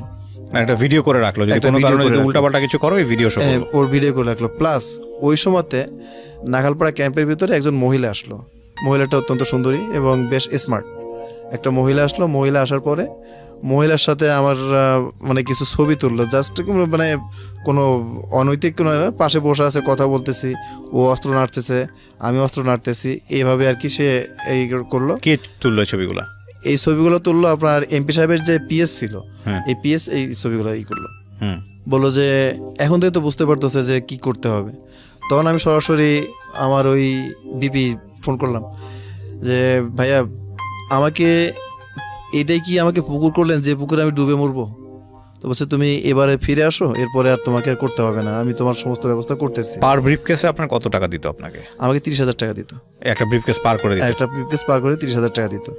30,000 টাকার ভিতরে সে আমার এই নাগালপাড়াতে এখানে আসার পর আমার হোটেল মোটেল এগুলা, তারপরে খাওয়া দাওয়া, এগুলোর টাকা কিন্তু সে আমাকে আলাদাভাবে দিত না। এগুলো করতে দেখা যেত যে আমার 10-12 হাজার টাকা, বা আমি যেহেতু দেখতেছি যে আমি প্রতি 30,000 টাকা পাচ্ছি এই বয়সে, আমার টাকা খরচ করতে সমস্যা কোথায়? আরামসে টাকা খরচ করতাম। কিন্তু আমি একটা কাজ করতাম, সেটা হলো কি, যে আমি প্রত্যেকবার, আমি যে 6 বার, যে ফার্স্ট প্লেনে যে 6 বার আসছি, 6 বার আমি 9টা ছাগল কিনছিলাম। আচ্ছা, 9টা ছাগল কিনে আমি যে 9টা ছাগল আপনার মানুষকে যে রাখালি বলে বা আদি যেটা বলে, অর্ধেক ভাগে, এটা আমি দিয়ে দিছিলাম। সেই ছাগল থেকে এখন মোটামুটি আমার 17টা ছাগল হয়েছে এখন। তারপর যাই হোক, এটা করার পরে এই পর্ব চলে গেল। পর্ব চলে যাওয়ার পরে আপনার বিমানবন্দরে স্ক্যান মেশিন নিয়ে আসলো। বিমানবন্দরে যখন স্ক্যান মেশিন নিয়ে আসলো, তখন আমাকে এই পর্ব থেকে আমাকে বলেছে এটার দরকার নাই, এখন ট্রেনে যাতায়াত করতে হবে, বাসে যাতায়াত করতে হবে। তো ট্রেন বাসে যাতায়াত করতে হবে, ঠিক আছে, ট্রেন বাসে যাতায়াত করতে হবে, কোথায় যাতায়াত করতে হবে? তো মহাখালী ওয়্যারলেসে যেটা কথা বলতেছি, যে এই লোকটা এর কাছে আপনার করতো কি, আপনার ওই আমার অস্ত্র তখন বাদ হয়ে গেল, তখন আসলো ফেন্সিডিল আর হলো আপনার ওই যে হেরোইনের ডাইরেক্ট প্যাকেট, ওই ছোট ছোট পোটলা না, ডাইরেক্ট প্যাকেট আসতো। এটা কি আপনাকে ব্রিফকেস দিত নাকি আপনাকে নিয়ে আসতে হতো? না, এটা ব্রিফকেসের ভিতরে আনতাম না, এটা শরীরের সাথে আসতো। কিভাবে করতেন? এটা আপনার একটা আছে, আপনার এই একটা জ্যাকেট তৈরি করতে হয়, একটা জ্যাকেট তৈরি করতে হয়। একটা জ্যাকেটে আমার যে আপনার সোর্সটা কি, মানে এগুলো আপনাকে দিত কে? ও, এটা সোর্স ওই আপনার ওই যে চরের যেটা কথা বলতাম, যে চর থেকে নিয়ে আসতে হতো। না, কিন্তু এটা তো আপনি আমাকে অনুষ্ঠান শুরুর সময় বলেছেন, বাট আমার লিসনাররা তো জানে না। এখন আপনার যেটা হচ্ছে অস্ত্র স্মাগলিং এর সঙ্গে আপনি জড়িত ছিলেন, সেটা আপনাকে প্রোভাইড করতো আপনার কলেজের ভিপি, আপনি যেটা বলতে চাচ্ছেন। কিন্তু এরপরে আপনি যে ডাইভার্ট করে অন্য পেশাতে চলে যাচ্ছেন, ওইখানে আপনি গেলেন কিভাবে? অন্য পেশা বলতে এখান থেকে আবারও শুরু করি, যে অস্ত্র যেখান থেকে, অস্ত্রটা কিন্তু আমাকে ওই প্রথমবার যখন দিছিল তখন কিন্তু এটা দিল। পরবর্তী সেগুলা কিন্তু আমাকে ইন্ডিয়ার ওই চর থেকে নিয়ে আসতে হতো। আপনি চর থেকে নিয়ে আসতেন? আমি চর থেকে নিয়ে আসতাম, প্লাস আরেকজন সাথে যেত, মানে এরকম একটা গ্রুপ ছিল। কিন্তু এটা মানে এত একটা কষ্টকর জিনিস ছিল, যা মানে দেখলে যারা ব্যবসা, যারা দেখছে তারা ছাড়া এটা বিশ্বাস করতে পারবে না যে এই অস্ত্রগুলো আনা এত কষ্টের জিনিস ছিল। রাত্রের বেলায় আপনার যে ট্রাকের যে টিউবটা আছে, ট্রাকের টিউবটা ফোলানো হতো বাতাস দিয়ে, হাওয়া দিয়ে ট্রাকের টিউবটা ফোলানো হতো। এবং এই ট্রাকের টিউবে সাঁতার কেটে আপনার ইন্ডিয়া থেকে বাংলাদেশে আনা হতো। এবার ওই অস্ত্রগুলো সমস্তগুলো প্লাস্টিকে বেঁধে আপনার ওই পানির নিচে এগুলো থাকতো, আর শুধু মাথাটা উপরের দিকে থাকতো, ট্রাকের সাথে মাথার টিউবের সাথে মাথাটা উপরের দিকে থাকতো রাত্রের বেলা। তখন আর আমরা করতাম কি, ওই যে আপনার ওদের সাথে ধরে আমরা ওই পানির সাথেই আসতাম। তখন করতাম কি, যে ঠান্ডা যখন লাগতো তখন করতাম কি, আপনার ওখান থেকে মদ খেতাম যাতে শরীর গরম হয়, গরম থাকে। ওখান থেকে প্রচুর পরিমাণ মদ খেতাম আমরা। মদ খেয়ে যারা নিয়ে আসতো এরা মদটা খেত কম, যাতে আমাদেরকে কন্ট্রোল করতে পারে। এবং যেটা 4টা পয়েন্ট ছিল, 4টা পয়েন্টে এদেরকে আপনার বিএসএফ, বিডিআর এদেরকে ট্যাক্স দিতে হতো। এদেরকে ট্যাক্স দিয়ে আপনার নিয়ে আসতে হতো। সেমভাবে যখন এটা অস্ত্রের ব্যাপারটা যখন চলে গেল, অস্ত্র ব্যাপারটা যখন আসলো, তখন আসলো ফেন্সিডিলের ব্যাপারটা। যখন আসলো ফেন্সিডিলের ব্যাপারটা, প্রথম ফেন্সিডিলটা আমাকে আমার ওই যে জায়গাটা বিমানবন্দর, যেটা এই জায়গাটার নাম হলো নওহাটা, এই নওহাটাতে 111 বোতল ফেন্সিডিল নিয়ে আসলো। তো একটা মানুষের শরীরে এখান থেকে শুরু করে হাঁটু পর্যন্ত 80 বোতল, মানে আমার যে শরীর, আমার যে আমার লেন্থে আমি 80 পিস আপনার আমার শরীরে নিব। একটা জ্যাকেট আছে, এই জ্যাকেটটা তৈরি করতে হয় এরকম একটা একটা করে চেম্বার করে ওর ভিতরে ঢুকাই দিয়ে তার উপরে যে আপনার জ্যাকেট গায়ে দেন, চাদর গায়ে দেন, যেটা গায়ে দেন সেটা দিয়ে এটা করে। কিন্তু আমার শরীরে আমি 80 পিস পর্যন্ত আমি আনতে পারতাম। আচ্ছা। তো আনার পরে আমি 2টা থেকে 3টা ট্রিপ দিছি। 3টা ট্রিপ দিলে এই সময় তো আমাকে আগে যে 30,000 টাকা যেটা দিত, সেটা আমি বললাম কি যে ভাই আমাকে টাকাটা একটু বাড়াই দিতে হবে, আমার সংসারে এরকম সমস্যা হচ্ছে, আমার বোনটা বড় হচ্ছে, আপনি তো জানেন যে আমার মার এরকম সমস্যা, আর আব্বা তো সংসারে টাকা পয়সা দিতে পারতেছে না, তো আপনার আমাকে একটু হেল্প করে আমার টাকাটা একটু বাড়াই দিতে হবে, তা নাহলে আমি এটা পারতেছি না। তো সে পারবা না বলে একটু চিন্তা করলো। চিন্তা করার পরে ও আমাকে আপনার করলো কি, আপনার একটা গ্রেনেড দিল আমার হাতে। তখন রাত 11টা বাজে। 11টা বাজার পরে আমাকে দিল, প্লাস ওখানকার আরো 2টা ছেলেকে দিল, আমার হাতে দিল। দেওয়ার পরে মানে ওটা দেওয়ার পরে আমাকে বললো কি যে ওই পাশে একটা আপনার বাগান আছে, বাঁশ বাগান আছে, যে তখন রাত 11টা বাজে, দল ক্ষমতায়, শব্দ হলে কোনো সমস্যা নাই। তো যাওয়ার পরে বললো কি যে তোমরা এটা একটু এটা একটু দেখো তো যে এটা ঠিক আছে কিনা, এটা বাঁশ বাগানের ভিতরে একটু টেস্ট করবা। তখন আমি গেছি। যাওয়ার পরে ওরা 2জন ভয় পাচ্ছে। ওরা 2জন ভয় পেলে আমি জাস্ট যেভাবে কিটা খুলতে হয়, কিটা আমি খুললাম। কিটা খোলার মানে আল্লাহ আমাকে অনেক বাঁচাই দিয়েছিল। আমি কি খোলার সাথে সাথে আমার হাত থেকে ছিটে চলে গেছে। মানে আমার হাত থেকে ছুটে যেয়ে আপনার বাঁশ বাগানের ভিতরে লাগছে। বাঁশ বাগানের ভিতরে লাগে 11টা বাঁশ। 11টা বাঁশের গোড়া একদম মনে হচ্ছে যে পাউডারের মতো হয়ে গেছে। তখন ওই শব্দ শুনে ওই বাঁশের মালিক হিন্দু, ও চলে আসছে। আসার পরে কি ব্যাপার, তোমরা এত রাত্রে শব্দ হলো, তোমরা কি করতেছো? তখন আমার সাথে যারা 2জন ছিল, এদের হাতে রামদা ছিল। তো এরা বললো তুই বাড়ি যাবি না এখানে মরবি। তাই ওই ভয়ে হিন্দু মানুষ চলে গেল। চলে যাওয়ার পরে পরের দিন সকালবেলা চেয়ারম্যানের কাছে যে বলতে যাচ্ছে, তখনও তারা থ্রেট দিল যে দেখ এগুলো যদি করিস তাহলে কিন্তু তোর অনেক বড় সমস্যা হবে। সে চেয়ারম্যানকে আর কিছু বললো না, কিন্তু চেয়ারম্যানকে না বলার পরও যে কোনোভাবে অন্য কোনো মাধ্যমে চেয়ারম্যান পরে জানতে পারলো যে এরা এই কাজ করছে, এই কাজ হয়েছে, এটাই হয়েছে। তখন চেয়ারম্যানও দলীয়, চেয়ারম্যানও কিছু মানে ওই সেই ভিপির বাইরে কিছু না, এমপির বাইরেও সে কোনো কথা বলতে পারবে না, সেও দলীয়। সে চেয়ারম্যান বললো কি যে পাগলা এই কাজগুলো কি করতে হয়, তা বাড়ির কাছে করা লাগে, এগুলো তো পুকুরের ভিতরেও করা যায়, পুকুরে তো একটু বিলের ভিতরেও তো করা যায়, বাড়ির কাছে করছো কেন? এটা গেল। এটা যাওয়ার পরে এটা লাস্ট মানে সবচেয়ে যেটা সেটা হলো, মানে আমি যখন ওকে টাকার কথা বললাম যে ভাই আমার টাকাটা একটু বাড়ায় দেন, তা নাহলে তো আমি পারতেছি না, আর কলেজ করতেও সমস্যা হচ্ছে, লেখাপড়ারও সমস্যা হচ্ছে, আমি তো কলেজে তো আমি পাশ করতে আমার তো সমস্যা হবে। তখন ইন্টার ফার্স্ট ইয়ারে ইন্টার পরীক্ষার ফাইনাল ইয়ার চলে আসলো। ফাইনাল ইয়ার আসলে আমার একটা ফ্রেন্ড ছিল, নাম ছিল হলো শরীফ, আর আরেকজনের নাম হলো সুমন। এরা 2জন প্লাস আমি, আমরা খুব ক্লোজ ফ্রেন্ড ছিলাম। তাই এরা 2জন করলো কি আপনার একসাথে পরীক্ষা দিল, আমরা একসাথে ইন্টার পরীক্ষা দিলাম। পরীক্ষা দেওয়ার সময়তে সময়তে ওরা করলো কি, শরীফ নামে যে ছেলেটা, এই ছেলেটাকে আপনার এক্সপেল করলো, সে নকল করার জন্য এক্সপেল করলো। এক্সপেল করার সময় ওই সময়তে আপনার শিক্ষামন্ত্রী যে ছিল, ওই সময়তে হেলিকপ্টার নিয়ে আমাদের ওই সেন্টারে সে গেছিলো। সে যে যাবে এটা কেউ জানতো না। সে ওখানে যাওয়ার পরে ওখানকার সিচুয়েশন দেখে এক্সপেল করলো। যখন এক্সপেল করার পরে ওই প্রিন্সিপালের কানের উপরে একটা চড় মারছিল, জোরে একটা চড় মারছিল, এবং কান থেকে রক্ত পড়ছিল। তো যাই হোক, ওখান থেকে নামার পরে, ওখান থেকে করার পরে এক্সপেল যখন করলো, তখন আমরা 3জন 3 রুমে পড়ছিলাম। আমাকে বললো কি যে এরকম ব্যাপার, আমি নকল করি নাই, কিন্তু আমাকে এক্সপেল করছে। এই জিনিসটা আবার ওই যে ভিপি যে লিডার, যে আমি তার নামটা বলতে চাচ্ছি না, সেই লিডারকে যখন লিডারের কানে যখন গেল, লিডার এটাকে আবার নতুন ইস্যু তৈরি করলো আমাকে দিয়ে। নতুন ইস্যু তৈরি করলো কিভাবে, যে বললো কি যে তোমার কাছেই আছে না, তোমার কাছে 6টা ককটেল আছে না, তখন গ্রেনেড বাদ, তখন তোমার কাছে 6টা ককটেল আছে না, বলছে হ্যাঁ আচ্ছা, বলছে ওইটা নিয়ে আসো। নিয়ে আসলাম, তো নিয়ে আসার পরে তো বলছে ভাই এটা কী করতে হবে, বলছে যেখানে তোমার বন্ধুরা পাস করতে পারে নাই, তুমি ই করতে পারো নাই, তাহলে এখানে তো তুমি কি করবে এখন, তুমি চিন্তা করো। তাই বলে ওরা তখন আমাকে বললো কি যে ভাই তাহলে কী করবো, তো এটা এনে এটা এখানে চার্জ করবা। তো 6টা গ্রেনেড ওই ককটেল আমরা নিয়ে আসলাম। নিয়ে আসার পরে 6 জনের হাতে 6টা, আমার হাতে যেটা দেওয়া ছিল সেটা কলেজের গেটের সামনে একটা কারেন্টের খুঁটি আছে, কারেন্টের তার আছে, জাস্ট ওর নিচে এসিল্যান্ড সাহেব দাঁড়ানো আছে, আর এই মন্ত্রী সাহেব আপনার কলেজের ভিতরে আছে। তা আমি যখন মারার পরে এটা সরাসরি যে তারের উপরে লাগছে, কারেন্টের তারের উপরে লাগে, আর সে ওর হাঁটুর উপরে পড়ছে। হাঁটুর উপরে পড়লে হাঁটুটা এখান থেকে একদম হয়ে গেছে, মানে ফ্র্যাকচার, মানে এমন একটা বিকট একটা চেয়ার হয়ে গেছে, কিন্তু এটা আলাদা হয়ে যায় না, এই হাঁটুটা আলাদা হয়ে গেছে। হওয়ার পরে তখন আমরা পরত ওই কেস হয়ে গেল। কেস হয়ে যাওয়ার পরে তখন এইখানে আমার ওই নেতা আরও বেশি সুযোগ পেয়ে গেল। তখন সে আমি কেসে আমি পালাই বেড়াচ্ছি, সে আমাকে ফোন করে বলে যে অমুক জায়গাতে এরকম আছে, এখান থেকে তুমি নিয়ে যাই অমুক জায়গাতে দিয়ে আসো, তা নাহলে কিন্তু তোমার কেসে কিন্তু আমি জামিন করতে পারবো না, তোমার কেসে আমি কিন্তু জামিন করতে পারবো না।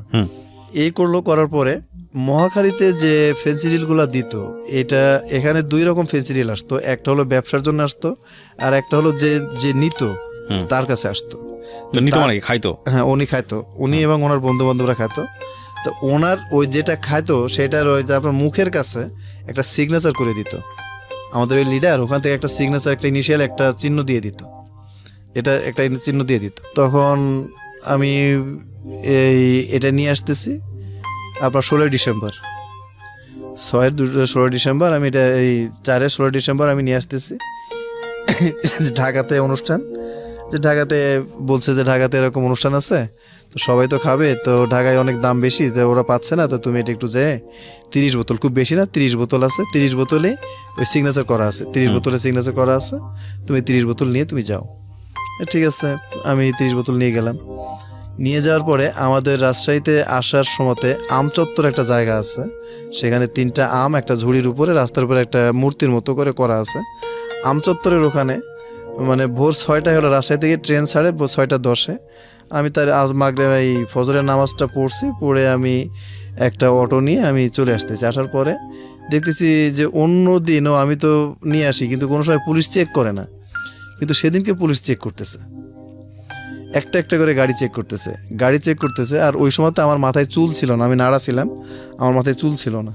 তখন দেখতেছি গাড়ি চেক করার বাদে আগে মাথা খুলতেছে, শীতের সময় মাথা খুলে দেখতেছে যে কার মাথায় চুল আছে বা কার মাথায় আছে। তখন আগে এসে আমাকে কি জিজ্ঞেস করলো তোমার নাম কি, আমার নাম জাহিদ। দেখি তোমার মাথা দেখে বলে যে চুল নাই। তখন আর কোনো কথা না বলে সোজা অটো নিয়ে আমাকে থানায় নিয়ে গেল। থানায় নিয়ে যাওয়ার পরে ওই ব্যাগটার ভিতরে আপনার 30 বোতল ফেন্সিডিল, আর হলো একটা আপনার 303 আপনার ওই পিস্তল, মানে লেদে তৈরি করা, এটা ইন্ডিয়ান না, এটা বাংলাদেশের লেদে তৈরি করা, আর 6টা বুলেট, 303 6টা বুলেট। এটা আপনার আমার ওখানে নিয়ে গেল। নিয়ে যাওয়ার পরে আমাকে ওখানে নিয়ে গেল 6:30 সময়তে আমাকে থানায় নিয়ে গেল। 6:30 সময় থানায় নিয়ে গেল, 7টা বাজে নাই, 6:30 সময় নিয়ে গেল, 7টা বাজে নাই। এই সময়তে এমপির ছেলে কিন্তু আমি আর আমার ওই ছেলে কিন্তু আমরা একই সাথে একই ক্লাসে একই স্কুলে লেখাপড়া করছি। আচ্ছা, যে এমপি মূলত আপনাকে এই লাইনে নিয়ে আসছে। আমি একটু থামাচ্ছি আপনাকে যখন নিয়ে গেল জেলে, মামলাটা কে যেন দিয়েছে? মামলা তো ফার্স্টে দেয় না, এটা তো আমাকে নিয়ে গেল ফার্স্টে। আচ্ছা, সতর্ক করার জন্য আমাকে ফার্স্টে নিয়ে গেল, যে মামলা তো হবে পরে। আচ্ছা, নিয়ে যাওয়ার পরে এমপির ছেলে যে ও থানায় গেল, তখন 7টা বাজে। তখন আমি চিন্তা করলাম আমি আমার বাপকেই তো বলি নাই, আমি আমার মাকে বলি নাই, পুলিশ কাউকে বলি না। আর আমাকে প্রচুর মারছে, আমাকে এমন মারছে যে আমার হাঁটু টাটু এগুলো সব কিছু ফুলে গেছে, আর ওইগুলা ফুলে গেছে। নিয়ে যাওয়ার পরে তখন আমি তো কাউকে বলি না, তাহলে এখানে এমপি ছেলে আসলো কীভাবে? তো আমি আসার পরে তখন আমি বললাম কি যে দেখ আমাকে এরকম পুলিশ ধরে নিয়ে আসছে, তো তুই খবর পাইলি কীভাবে, তুই এখানে আসছিস কিসের জন্য? তখন ও আমাকে উত্তর দিল কি যে দেখ এটা থানা, এখানে তুই করে কথা বলবি না। অথচ সে আমার ক্লাস ফ্রেন্ডস, প্রথম থেকেই সে আমার সাথে তুই মি করে কথা বলে, আমি তার সাথে তুই মি করে কথা বলি। অথচ সেদিনকে সে থানার ভিতরে বলতেছে যে এটা থানা, এটা তুই মি করে কথা বলবি না। তখন আমি ওকে স্যার বললাম না, বস বললাম, যে বস ঠিক আছে, আমার ভুল হয়ে গেছে, তো এটা কি ঠিক করলেন? তো শুধু এটা বলার পরে ও বলছে ঠিক বেঠিক সেটা পরে বুঝবি। বলার পরে ওই একে বললো যে আপনার ওই এসআই যে ছিল, ওসি ছিল না, আপনার ওসির নিচে যিনি থাকেন উনি ছিলেন, উনি প্রাথমিক ইনভেস্টিগেট যিনি করেন, হ্যাঁ উনি ছিলেন। উনাকে বললো কি যে কিছুক্ষণ পরে, টর্চারের পরে কিছুক্ষণ পরে এটা করে দিন, চালান করে দিন, এরা আমরা কোর্ট থেকে জামিন নিয়ে আসবো, এখান থেকে যদি জামিন নিই তাহলে হবে না। তখন আমি চিন্তা করলাম কি যে আমার এগুলো নিচ্ছে, নেওয়ার পরে আমাকে কোর্ট থেকে জামিন দিতে হবে। আমি কোর্টে গেলাম, কোর্টে আমাকে কোর্ট থেকে 4 দিন পরে আমার আব্বা আপনার অনেক কষ্ট করে এই ঢাকা হাইকোর্ট থেকে, মানে অনেক ঘোরাঘুরির পরে, মানে ঢাকাতে আসলো 4 দিন পরে, 16 দিন পরে আমার জামিন হলো। ওরা আমার জামিন করলো না, ওরা জামিন না করে আব্বা জামিন করলো। প্লাস ওই লিডার আব্বাকে শুধু পত্র দেখাই দিয়েছিল যে এখানে যান, এখানে গেলে এটা হবে। এমপি ফোন ধরে না, এমপির ছেলে ফোন ধরে না, চেয়ারম্যান ফোন ধরে না, কেউ ফোন ধরে না। তো ইন দ্য মিন টাইমে আমি যে জেল থেকে বের হলাম। জেল থেকে বের হলে লিডার যেখানে বসে, ওরা ওদের ওখানে একটা চেম্বার, ওই চেম্বারে বসে ওরা ফুর্তি টুর্তি এগুলো করে, আপনার এই মদ জুয়া হ্যান ত্যান এগুলা সবসময় এগুলো চলে। আর উনি হলো এই যে ডিভিশনাল ল্যান্ড অডিট অফিসার, ওনার অনেক ক্ষমতা, ওনার অনেক টাকা, এবং আপনার আমাদের ওই এলাকাতে সে এখন একটা মুরগির দিছে, আপনার খামার করছে, যে মুরগির ওষুধ যেগুলো সেটা টোটালটাই সে সাপ্লাই দেয়, এবং সে যথেষ্ট মানে কয়েক কোটি টাকার মালিক সে এখন। অথচ আমি যখন আমার সাথে যখন সে করে, তখন সে কোটি তো দূরের কথা, তার লাখ টাকাও তার কাছে ছিল না। যাই হোক, এটা করলাম, করার পরে আমার হঠাৎ প্রস্তাব লাগলো যে আমি করি। তখন আমি ভাইয়াকে বললাম কি যে ভাইয়া আপনারা আলাপ করেন, আমি একটু প্রস্তাব করে আসি। প্রস্তাব করতে যাওয়ার পরে আমি যখন যেখানে প্রস্তাব করতে গেছি, প্রস্তাব করতে যাওয়ার পরে দেখি আপনার ওই যে ফেন্সিডিলের যে মুখ, যেটা ইনিশিয়াল সিগনেচার যেটা করা ছিল, 3টা মুখ ওখানে পড়ে আছে। আচ্ছা, যেখানে প্রস্তাব করতে গেছি ওখানে পড়ে আছে। আচ্ছা, যখন ওখানে পড়ে আছে তখন আমি ওই মুখটা ওখানে নিয়ে আসলাম। মুখটা নিয়ে আসার পরে মানে আমার আর কোনো হিতাহিত কোনো জ্ঞান থাকলো না। তারপর আমি অত্যন্ত মুখ খারাপ করে ওকে বকাবকি করলাম যে আমাকে ধরাই দিয়ে তুই কত বড় হতে পারিস এটা আমি দেখবো। তোর এই যে ইনিশিয়াল সিগনেচার যেগুলো করে দিয়ে তুই পাঠাইছিলি, তুই আমাকে পাঠালি, আবার তুই ধরলি, তোর কাছে প্রমাণ আছে, প্রমাণ কিন্তু কিছুটা আমার কাছেও আছে। আমি জাস্ট এটা বললাম, কিন্তু আমার কাছে প্রমাণ বলতে সামান্য কিছু রেকর্ডিং ছিল, এই দিয়ে করলাম। কিন্তু ওই সময় যেহেতু দল ক্ষমতায় ছিল, আমার রেকর্ডিং দিয়ে কাজ হলো না, ছবি থাকলে হয়তো পরবর্তীতে কাজ হতো।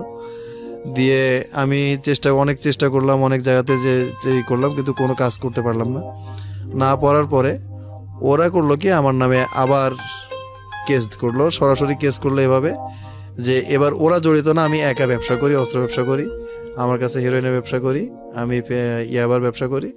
এভাবে ওরা আমার নামে একটা কেস করলো। কেস যেদিনকে করলো তার 3 দিন পরে আমাকে অ্যারেস্ট করলো। অ্যারেস্ট করে কত সালে হলো কেসটা? হ্যাঁ, কত সালে হলো এটা? আপনার 5-এ। এটা আপনার প্রথম মামলা? হ্যাঁ, এটা আমার প্রথম মামলা।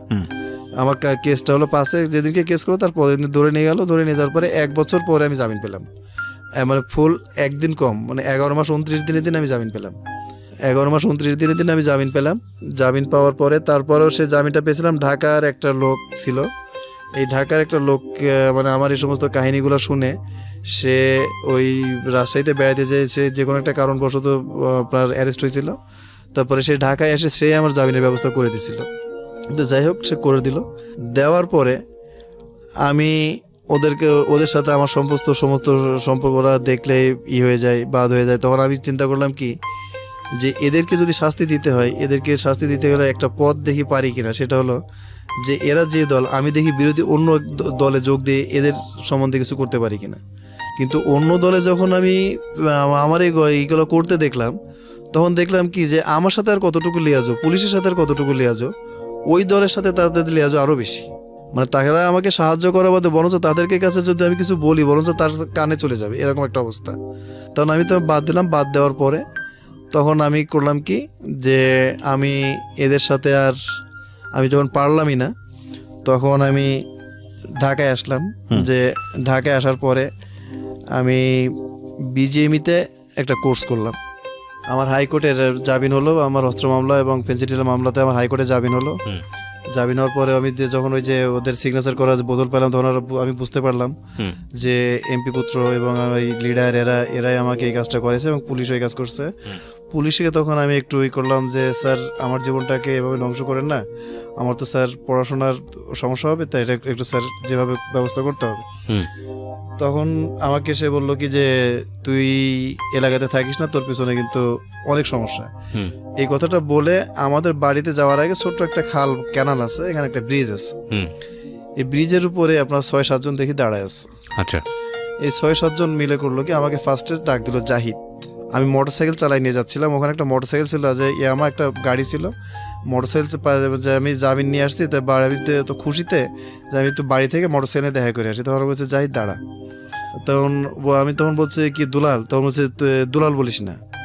এই কথা বলার পরে স্যার ওরা আমাকে স্টেপ করলো স্যার।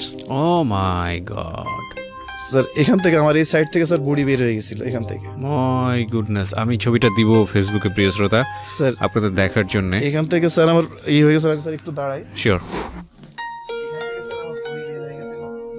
আমি আপনাকে বসতে বলবো কারণ মাইক্রোফোনে পাচ্ছি না, আমি আপনি দাঁড়িয়ে দিয়ে দেখাচ্ছেন আমাকে। আমি যে ছবিগুলো উনি দেখাচ্ছেন প্রিয় শ্রোতা, ঠিক আছে আমি কিছু স্ন্যাপ তুলে রাখবো, আপনি গল্পটা করেন, আমি ছবিটা। এখান থেকে স্যার আমার বের হয়ে গেছিল স্যার। এখান থেকে যাওয়ার পরে স্যার যে পড়ে গেলাম, পড়ে যাওয়ার পরে স্যার আমাকে এখানে একটা কোপ দিচ্ছে স্যার, যে টেস্টিকল যেটা স্যার, টেস্টিকল কিন্তু স্যার কাটা। ও ভয়ঙ্কর ভয়ঙ্কর। আমি ছবিগুলো দেখাচ্ছি, দেখেন একটা মানুষের কোথা থেকে কোথায় চলে যায়। আচ্ছা, মানে আপনাকে মেরে ফেলার জন্য মেরে ফেলার জন্য ওরা করলো কি ব্রিজের পর থেকে আমাকে নিচে ফেলে দিল। নিচে ফেলে দেওয়ার পরে একটা কুকুর স্যার, আমার বাসার একটা কুকুর, আমাদের বাসায় একটা কুকুর বারবার করে এই কুকুরটা করতেছে, মাইক্রোফোনের সামনে বারবার করে কুকুরটা আমার কাছে আসতেছে। ওরা আমাকে মেরে ওরা ওই খালের ভিতরে ফেলে দিছে। ধারণা হয়ে গেছে ওরা আপনি মারা গেছে। আচ্ছা, এবার স্যার এই যে পিছনে যে কোপটা দিছে এটা হলো সবচেয়ে বেশি সিরিয়াস ছিল। এটা হাই এখানে এটা টেস্টিকল যেটা। ওকে ওকে। তো দেওয়ার পরে স্যার এটা করার পরে ওরা জানে যার মারা গেছে, তখন ওরা এই কুকুরটা স্যার বারবার করে আমার কাছে আসতেছে, ঘেউ ঘেউ করে ডাকতে করতেছে, আর আমার বাসায় চলে যাচ্ছে। তখন মানুষ লাঠি নিয়ে বের হয়েছে, কি ব্যাপার কুকুর তো এভাবে তো ডাকে না। আসে দেখে যে ওখান থেকে রক্ত দেখা যাচ্ছে, কিন্তু আমাকে দেখা যাচ্ছে না, কচুরি পানার ভিতরে আমি পড়ে গেছি। ওখান থেকে তুলে নিয়ে ওখান থেকে তুলে নিয়ে তখন যে সেই ছিল ওই আমাদের বাসার কাছে একটা আপনার স্বাস্থ্য কমপ্লেক্স ছিল, হেলথ কমপ্লেক্সের যে অ্যাম্বুলেন্সে করে আমাকে রাজশাহী মেডিকেলে নিয়ে আসলো। রাজশাহী মেডিকেলে আনলে রাজশাহী মেডিকেলে এমপি সাহেব ফোন করলো, ওকে জানলে রাজশাহী মেডিকেলে ভর্তি করা না হয়। সাথে সাথে ওই অবস্থাতে আমাকে ঢাকায় নিয়ে আসা হলো স্যার। ঢাকায় নিয়ে আসে স্যার, ঢাকাতে আমাকে নিয়ে আসলো, ঢাকায় নিয়ে এসে ঢাকা সরোয়ার্দিতে ভর্তি করলো স্যার। ঢাকা সরোয়ার্দিতে ভর্তি করার পরে এরা করলো কি স্যার, মানে আমার জীবনের স্যার সবচেয়ে বড় কষ্ট যেটা স্যার, যেই এই কষ্টটা স্যার আমি কোনোভাবে আমি করতে পারতেছি না, সেটা হলো স্যার আমার যে ব্লিডিংটা হয়েছিল, আমার ব্লিডিংটা হওয়ার পরে স্যার এরা যে আমাকে এখান থেকে যে ব্লাডটা আমাকে দিল, এই ব্লাডটা স্যার টেস্ট করছিল না, এই ব্লাডটা স্যার ছিল থ্যালাসেমিয়া ভাইরাস। ওহো, এখন স্যার আমি থ্যালাসেমিয়া ভাইরাস নিয়ে ঘুরতেছি স্যার। প্রতি 3 মাস পর পর স্যার আমার রক্তর সমস্যা হয়, প্রত্যেক পশমের গোড়া থেকে রক্ত বের হয়, প্লাস প্রত্যেক শরীর থেকে রক্ত, মুখ থেকে রক্ত বের হয়। এরকম যখন দেখে স্যার, আমি যখন অফিসে যখন এরকম করি, একটা অফিস দেখে স্যার কতদিন তারা সহ্য করবে, তারা তখন স্যার আমাকে আর চাকরিতে রাখে না। আচ্ছা আচ্ছা। তারপর স্যার আমি বাংলাদেশে খুব ভালো একটা তিব্বত গ্রুপের একটা ভালো একটা ফ্যাক্টরিতে চাকরি নিয়েছিলাম। নিয়ে যাওয়ার পর যখন ওরা 2-3 বার স্যার এরকম দেখলো, দেখার পরে স্যার ওনাকে আমাকে কিছু সাহায্য তুলে দিল। ওদেরও স্যার একটা আইডিয়া ছিল না যে এই জিনিসটা এরকম হয়, কিন্তু এই থ্যালাসেমিয়ার রোগের চিকিৎসা একমাত্র স্যার সিঙ্গাপুরে হয়, এবং সেটা প্রায় মানে 90 থেকে 95 লক্ষ টাকার দরকার স্যার। এটা 90 থেকে 95 লক্ষ টাকা দরকার। তখন তো স্যার তারা যেহেতু চাঁদা তুলছে, তারা আমাকে চাঁদা তুলে স্যার 1,20,000 টাকা দিছিল। 1,20,000 টাকা এখনো স্যার ওই অবস্থাতে আমি স্যার, এই যে আমার কাছে চেক বই আছে, এখনো পর্যন্ত স্যার আমি সেই 1,20,000 টাকা এখনো আমার ব্যাংকে আছে। আমি একটা টাকাও স্যার সেখান থেকে খরচ করি নাই। এটা না করার পরে স্যার, যখন আমি এটা করার পরে স্যার আমার আর কোনো পথ যখন থাকে না, 3 মাস পর পর আমি অসুস্থ হয়ে যাই। আমার ছোট বোনটাকে আমি পারি না, আমার ফুপুটা অসুস্থ হয়ে যায় স্যার। মানে আপনার ওই ব্লাড দেওয়ার পরেই মূলত এই ঘটনাটা ঘটে? হ্যাঁ, ব্লাড দেওয়ার পরে স্যার এই যে স্যার এটা দেখেন, এটা হলো ঠিক আছে, আমি আর জানতে চাচ্ছি না, পরের সামনের দিকে আগান, তারপরে কি হলো? এটাই স্যার, এটা যে আমার ফুফু স্যার হেপাটাইটিস বি এর রোগী। এখন স্যার যখন আমি চাকরি যখন পেলাম না, ওখান থেকে আসলাম, ওখান থেকে আসার পরে স্যার আসলে আমার বাসা যেখানে স্যার নিয়েছিলাম ওর স্যার, আর এর ভিতরে আর একটা হলো যে রাজশাহীর যে বাড়ি ঘর যেগুলো, সেগুলো স্যার 4টা রুম, আর ওই যে জমি আমরা স্যার বছর চুক্তি দিয়ে দিচ্ছি, 4টা রুম ভাড়া দিয়ে আমরা স্যার ঢাকায় চলে আসছি। আসার পরে স্যার 11ই জানুয়ারি স্যার 17 সাল স্যার আমি NEET Asia garments, new Asia group, NEET Asia garments আসলে হামিম গ্রুপের অপোজিটে আমি স্যার একটা চাকরি নিলাম। আমি চাকরি নেওয়ার পরে ওই সেম স্যার একই ঘটনা যখন ঘটার পরে আমি চাকরিটা ওখানে খুব সুন্দর করে করতেছিলাম, জীবিকাতে চাকরি করতেছিলাম। করার পরে আপনার আমাকে ওরা যথেষ্ট হেল্প করে এবং যথেষ্টভাবে করার পরে স্যার আমাকে ওই যে সুস্থ অসুস্থতা সেটা আমি স্যার ওদেরকে বলি যে স্যার আমার এই সমস্যাটা আছে, আমাকে স্যার 1 দিন থেকে 2 দিন ছুটি দিলে, শুধু ব্লাডটা চেঞ্জ করলে আমার স্যার 3 মাস পরে আমার 2 দিন বা 1 দিন ছুটি লাগবে স্যার। তখন নিট এশিয়া কোম্পানির মতি চৌধুরী উনি আমাকে বললেন যে ঠিক আছে তোমাকে এটা করা যাবে, এটা কোনো সমস্যা নেই। কিন্তু স্যার এর ভিতরে হলো কি আমার ওই যে কেসের যে ডেট, আমি একটা হাজিরা দিতে রাজশাহী গেলাম, রাজশাহী গেলে স্যার আমার বিল বন্ড আমার কেটে দিল, আমাকে আবার জেলখানে আটকাই দিল। আচ্ছা, জেলখানে আটকাই দিলে স্যার আমার চাকরি নিট এশিয়া থেকে চাকরি চলে গেল। স্যার নিট এশিয়া থেকে যখন চাকরি চলে গেল স্যার, চাকরি চলে যাওয়ার পরে এই যে স্যার এই যে কিছুদিন আগে গার্মেন্টসের যে আন্দোলন, এই আন্দোলনের পরে স্যার আমার এই যে আমি কোথাও স্যার চাকরি পাচ্ছি না। আমি স্যার কোয়ালিটি ডিপার্টমেন্টের এমন কোনো জায়গা নেই যে সেখানে আমি চাকরি করতে পারবো না। আমি যখন চাকরি করতে পারতেছি না স্যার, আমার আব্বার ওই যে ড্রাগসের উপরে যেটা আব্বা সংসার খরচ দিতে পারতেছে না স্যার, বাধ্য হয়ে আমি রাস্তায় রাস্তায় স্যার ভিক্ষা করে বেড়াচ্ছি স্যার। আজকে সকালে স্যার আমি যখন বাসা থেকে বের হয়েছি আপনার স্যার এই পর্যন্ত আসা পর্যন্ত স্যার, আমার এই না বানা এই পর্যন্ত আসা পর্যন্ত আমি স্যার 2700 টাকা কালেকশন করছি স্যার। এই মানুষকে দেখায় এই যে স্যার মানুষকে দেখাই এটা এই করে এই কার্ড প্লাস মেডিকেল সার্টিফিকেট এটা দেখাই স্যার। আমি 9টার সময় বের হয়েছি, বের হয়ে এই পর্যন্ত আসতে চাই স্যার আমার 2700 টাকা আমার পকেটই স্যার সেটা। আমি স্যার এখন মানুষকে স্যার আমি বলতে চাই এতটুকুই। আর এর ভিতরে আরও একটা ছোটো আরেকটা মানে শেষ সেটা হলো স্যার, প্রত্যেকটা মানুষের একটা জীবন সঙ্গী লাগে, একজন বিয়ের জন্য একটা লাগে। আমি আপনার কাছে যেটা দেখালাম স্যার, এটা আমার বাচ্চা না, আমার ভাইয়ের বাচ্চা। ও মানে আপনি যার সঙ্গে আমাকে কথা বলাচ্ছিলেন? জি স্যার, এটা ভাইয়ের বাচ্চা। তো আমার বোনকে আমি ওরা সবাই মিলে বললো যে দাদা আব্বার বয়স হচ্ছে, আব্বা যখন বিয়ে করবে না তখন তুই তাহলে বিয়ে কর। তখন স্যার করলাম কি যে আমরা বিয়ের জন্য ঠিক আছে তুমি বিয়ে তোমরা দেখো, আমি সংক্ষেপে বলি স্যার কথাটা, বিয়ে দেখো তোমরা যদি পছন্দ হয়, আমার দেখাতে কোনো নাই। তারপরে স্যার আমাদের স্যার ওই যে গরুটার কথা বললাম, আমরা স্যার কাওলাতেই নিয়ে আসছিলাম। আমাদের এই গরুটার স্বভাব ছিল কি স্যার, আমরা এই বাথরুমের ভিতরে এই গরুটাই মানে গোয়ালের ভিতরে গরুটা কোনো সময় পায়খানা প্রস্রাব করতো না, কোনো সময় গোয়ালের ভিতরে করতো না। ওকে যতক্ষণ পর্যন্ত বাইরে না বাইর করবেন ততক্ষণ পর্যন্ত করতো না। এই জন্য খুব ভোরবেলাতে আমাকে করতে হতো। তো আব্বার যখন বিয়ের কথা শুনলো, আব্বা উত্তরখান একটা মেয়েকে দেখলো, দেখে আব্বার পছন্দ হলো, মার পছন্দ হলো, সবার পছন্দ হলো। তো আমি তো বললাম যে তোমাদের পছন্দ আমার পছন্দ, আমার দেখার কিছু নেই। এই বলে করলো। সেটা ছিল আপনার 11ই জানুয়ারি, এটাই ছিল 19শে জানুয়ারি হচ্ছে আপনার অনুষ্ঠান হবে সব। 19শে জানুয়ারি দেখাশোনা করতে গেল ওরা 11 জানুয়ারি, ওরা 11 জানুয়ারি যে দেখা করতে যায় 19শে জানুয়ারি ওরা ডেট ঠিক করে আসলো। ডেট ঠিক করে আসার পরে 17ই জানুয়ারি ওই যে মেয়েকে দেখতে গেছিল, ওই মেয়ে সাথে 2টা ছেলে আর একটা মেয়ে, টোটাল 4 জন সিএনজি নিয়ে কাওলা আমার বাসার সামনে, কাওলা সকালবেলায় খুব ভোরবেলায় আমার বাসার সামনে গেছে। বাসার সামনে যেয়ে বলতেছে কি যে ভাই এখানে জাহিদদের বাসা কোনটা? তখন আমার হাতে গরুর দড়ি। তখন আমার একটু স্বাভাবিক আমার একটু হাসি আসতেছে যে জাহিদকে বলতেছে জাহিদদের বাসা কোনটা। তার নামাজটা শেষ হয়েছে এই সময় ওখান থেকে পাশ থেকে আর একটা চাচা যাচ্ছে, নাম ছিল কাসেম চাচা। কাসেম চাচাকে জিজ্ঞেস করছে কাকা এখানে জাহিদদের বাসা কোনটা? কাসেম কাকাও হাসতেছে, বলছে রে পাগল তুমি জাহিদকে বলতেছো জাহিদদের বাসা কোনটা? তাই বলে ওটা করে দিল। দেওয়ার পরে বলছে ভাই আপনার সাথে আমার কিছু কথা আছে, আপনি তো হাসতেছেন, আপনার সাথে আমার কিছু কথা আছে, তো আপনি কি শুনতে পারবেন? তো বলছে হ্যাঁ বলেন। তো আপনি কি জানেন যে আপনার সাথে আমার বিয়ে ঠিক হয়েছে? তো বলছি যে এতদিন জানতাম যে ছেলেরা দেখতে যায় মেয়ে বাড়ি, আর মেয়েরা বিয়ের আগে ছেলে বাড়ি দেখতে আসলো, আমি কি কোনো অপরাধ করছি? তখন আমাকে সরাসরি একদম বাংলা ভাষায় সে বললো যে ভাই দেখেন আপনি আমাকে বিয়ে করেন না, এই যে গাড়ির ভিতরে যে ছেলেটা আছে এই ছেলেটা তার সাথে আমার সম্পর্ক, আমার শরীর মন আমি সব কিছু তাকে দিয়ে দিচ্ছি। আপনি যদি বিয়ে করেন তাহলে হয় রাত্রে আমাকে সুইসাইড করতে হবে, তাহলে আমাকে পালাতে হবে। এই কথা বলে সে করলো। তখন বললাম কি যে তখন আমার মুখ থেকে বের হয়ে গেল কি যে আপনি তো আমার মায়ের থেকেও খারাপ। তখন বললো কেন? তখন বলছে দেখেন আমার মা আর একটা জায়গাতে বিয়ে করছে, কথাটা মানে অপ্রাসঙ্গিকভাবে হলেও তাকে বলা হয়ে গেল, হয়েছে যে তাকে বলা উচিত ছিল না। তো আমাকে একটু বললাম যে দেখেন মা, আমার মা আরেকটা যাতে বিয়ে করে সে তার সাথে সংসার করতেছে, তার সাথে যা করা সেটা করতেছে, কিন্তু আপনি বিয়ে না করে একটা মানুষকে আপনি দেহ দিয়ে দিলেন, আপনার মন দিয়ে দিলেন, এটা আপনি তো আপনার মায়ের থেকেও খারাপ, আমার মায়ের থেকেও খারাপ। এ করছে কি, তখন আমি বাসা থেকে চলে গেছি, ঠিক আছে আপনার আব্বা আমাকে পাঠাই দিন, এই বিয়ে হবে না, এটা আমি ম্যানেজ করবো। তখন ও আমার পাশের বাসাতে যারা ছিল এরা সবাই কাছে গেছে, যে সব কিছু ঘটনা শুনছে, শোনার পরে এ বাড়িতে যে বলছে যে আমি ওই বাড়িতে বিয়ে করবো না। কেন করবে না?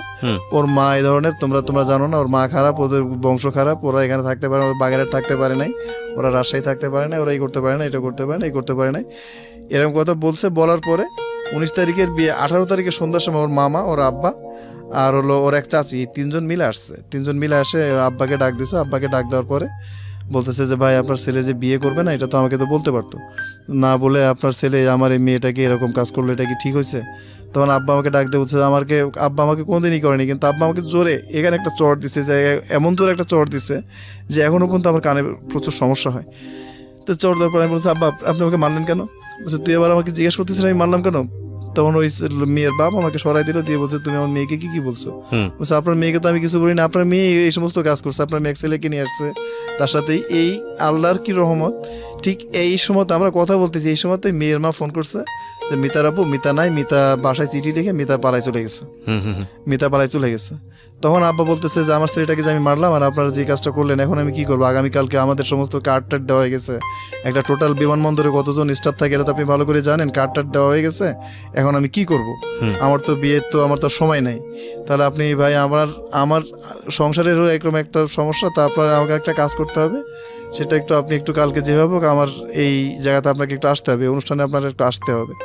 তো অনুষ্ঠানে আসতে হবে, আসে আপনি একটু মানুষকে যদি না বলেন তাহলে আমার ছেলেটার জীবন নষ্ট হবে, আমার মান সম্মান তো গেছে, আমার ছেলেটার কোনো সময় কোনোদিন বিয়ে করতে পারবে না। তো আল্লাহ, যাই হোক আল্লাহর রহমত ছিল যে সেই মেয়ের বাপ আসছিল বিয়ের দিন সবাই গিফট টিফট নিয়ে আসতেছে, কিন্তু আমার বোনটা একটা গেটের এক কর্নারে, আমি এক কর্নারে দাঁড়ায়, মানে আমাদের দুজনের বুক ফাটে যাচ্ছে, কিন্তু ওর চোখ দিয়ে কষ্টের পানি বের হচ্ছে যে কি হচ্ছে এগুলা। তো বলার পরে স্টেজে উঠছে ওই মেয়ের বাপ মাইক নিয়ে বলতেছে দেখেন এরকম ব্যাপারে ছেলেটার কোনো সমস্যা নাই, আমার মেয়ের সাথে এই ছেলের বিয়ের কথা ছিল, কিন্তু আমার মেয়ে কালকে রাত্রে পালায় চলে গেছে। এই বলার পরে আব্বা আর ওকে কোনো কথা বলতে দেয় নাই। তখন আব্বা বলছে কি যে আপনারা যে গিফট নিয়ে আসছেন, দয়া করে আপনারা এই গিফটটা রিটার্ন নিয়ে যান, এই গিফটটা এখানে দিয়েন না। আমার এই আব্বা মারা গেছে অনেক আগে, তো আমার বাপের মিলাদ হিসাবে আমরা আজকে খাবারটা আমার বাপের মিলাদ হিসাবে আমি হুজুরকে নিয়ে আসছি, আমার বাপের মিলাদ হিসাবে আমরা এটা দিয়ে দেবো। তারপর থেকে বিয়ের চিন্তা ভাবনা করি না। কিন্তু স্যার এখন আমার সমস্যা, স্যার আমার এই যে রাস্তায় স্যার আমি অনার্স কমপ্লিট করছি, স্যার অনার্স কমপ্লিট করে আজকে রাস্তায় স্যার আমি ভিক্ষা করতেছি, কার অপরাধে? স্যার আমার কি অপরাধ ছিল? এই যে একটা জীবন না, কল্পনাই করা যায় না। মানে আপনি আজকে যে জায়গাটায় দাঁড়িয়ে আছেন, আপনি বিয়ে শাদী করতে পারেননি, বয়স হয়ে গিয়েছে, আপনার শরীরে এতগুলো স্টেপ, এগুলো দেখলেও প্রত্যেকটা মানুষের কাছে জবাব দিতে হয় যে কেন এতগুলো স্টেপ। মানুষ বিশ্বাস করে আপনার জীবনে আদৌ আসবে কিনা সেটাও একটা প্রশ্ন। এবং দ্বিতীয় কথা হচ্ছে মামলা তো চলছে, ঝুলন্ত অবস্থায় এখনো আছে, সেই মামলার রেজাল্ট কি দাঁড়াবে জানি না। মামলাটা কি অবস্থায় আছে এখন? মামলা সম্ভবত রায় হবে, ট্রায়াল চলছে। ট্রায়াল কি ফেস করেছেন? ট্রায়াল মধ্যে আপনার সাক্ষী চলতেছে আর কি। আচ্ছা, তো কতদিন যাবত চলছে মামলাটা? মামলাটা আপনার 4 বছর হচ্ছে। 4 বছর। তো এতগুলো দিন আপনার তো হাজিরা দিতে হয় না, হয় কি?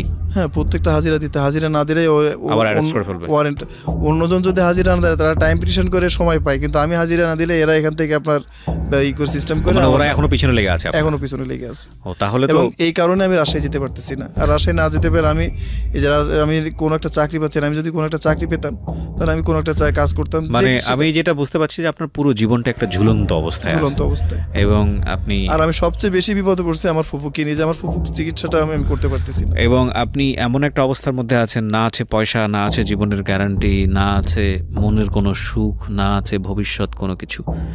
আমি এইখান থেকে আপনাকে কি বলা উচিত আমি জানি না, আমি বরং পরিণতিটা খুব ভয়াবহ হয়েছে। মানে নিজের জীবনের যে পরিণতিটা, একটা মানুষ জীবন্ত অবস্থায় থাকা অবস্থায়ও তাকে প্রত্যেকটা মোমেন্ট আসলে চিন্তা করতে হয় এরপরে কী হবে, ভয়ানক রকমের পরিণতি।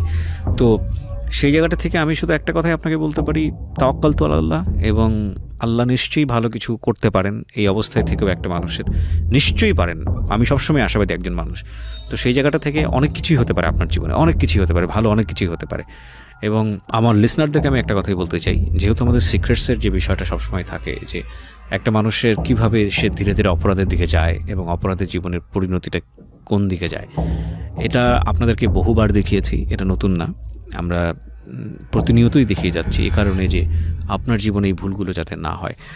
আমরা প্রিয় শ্রোতা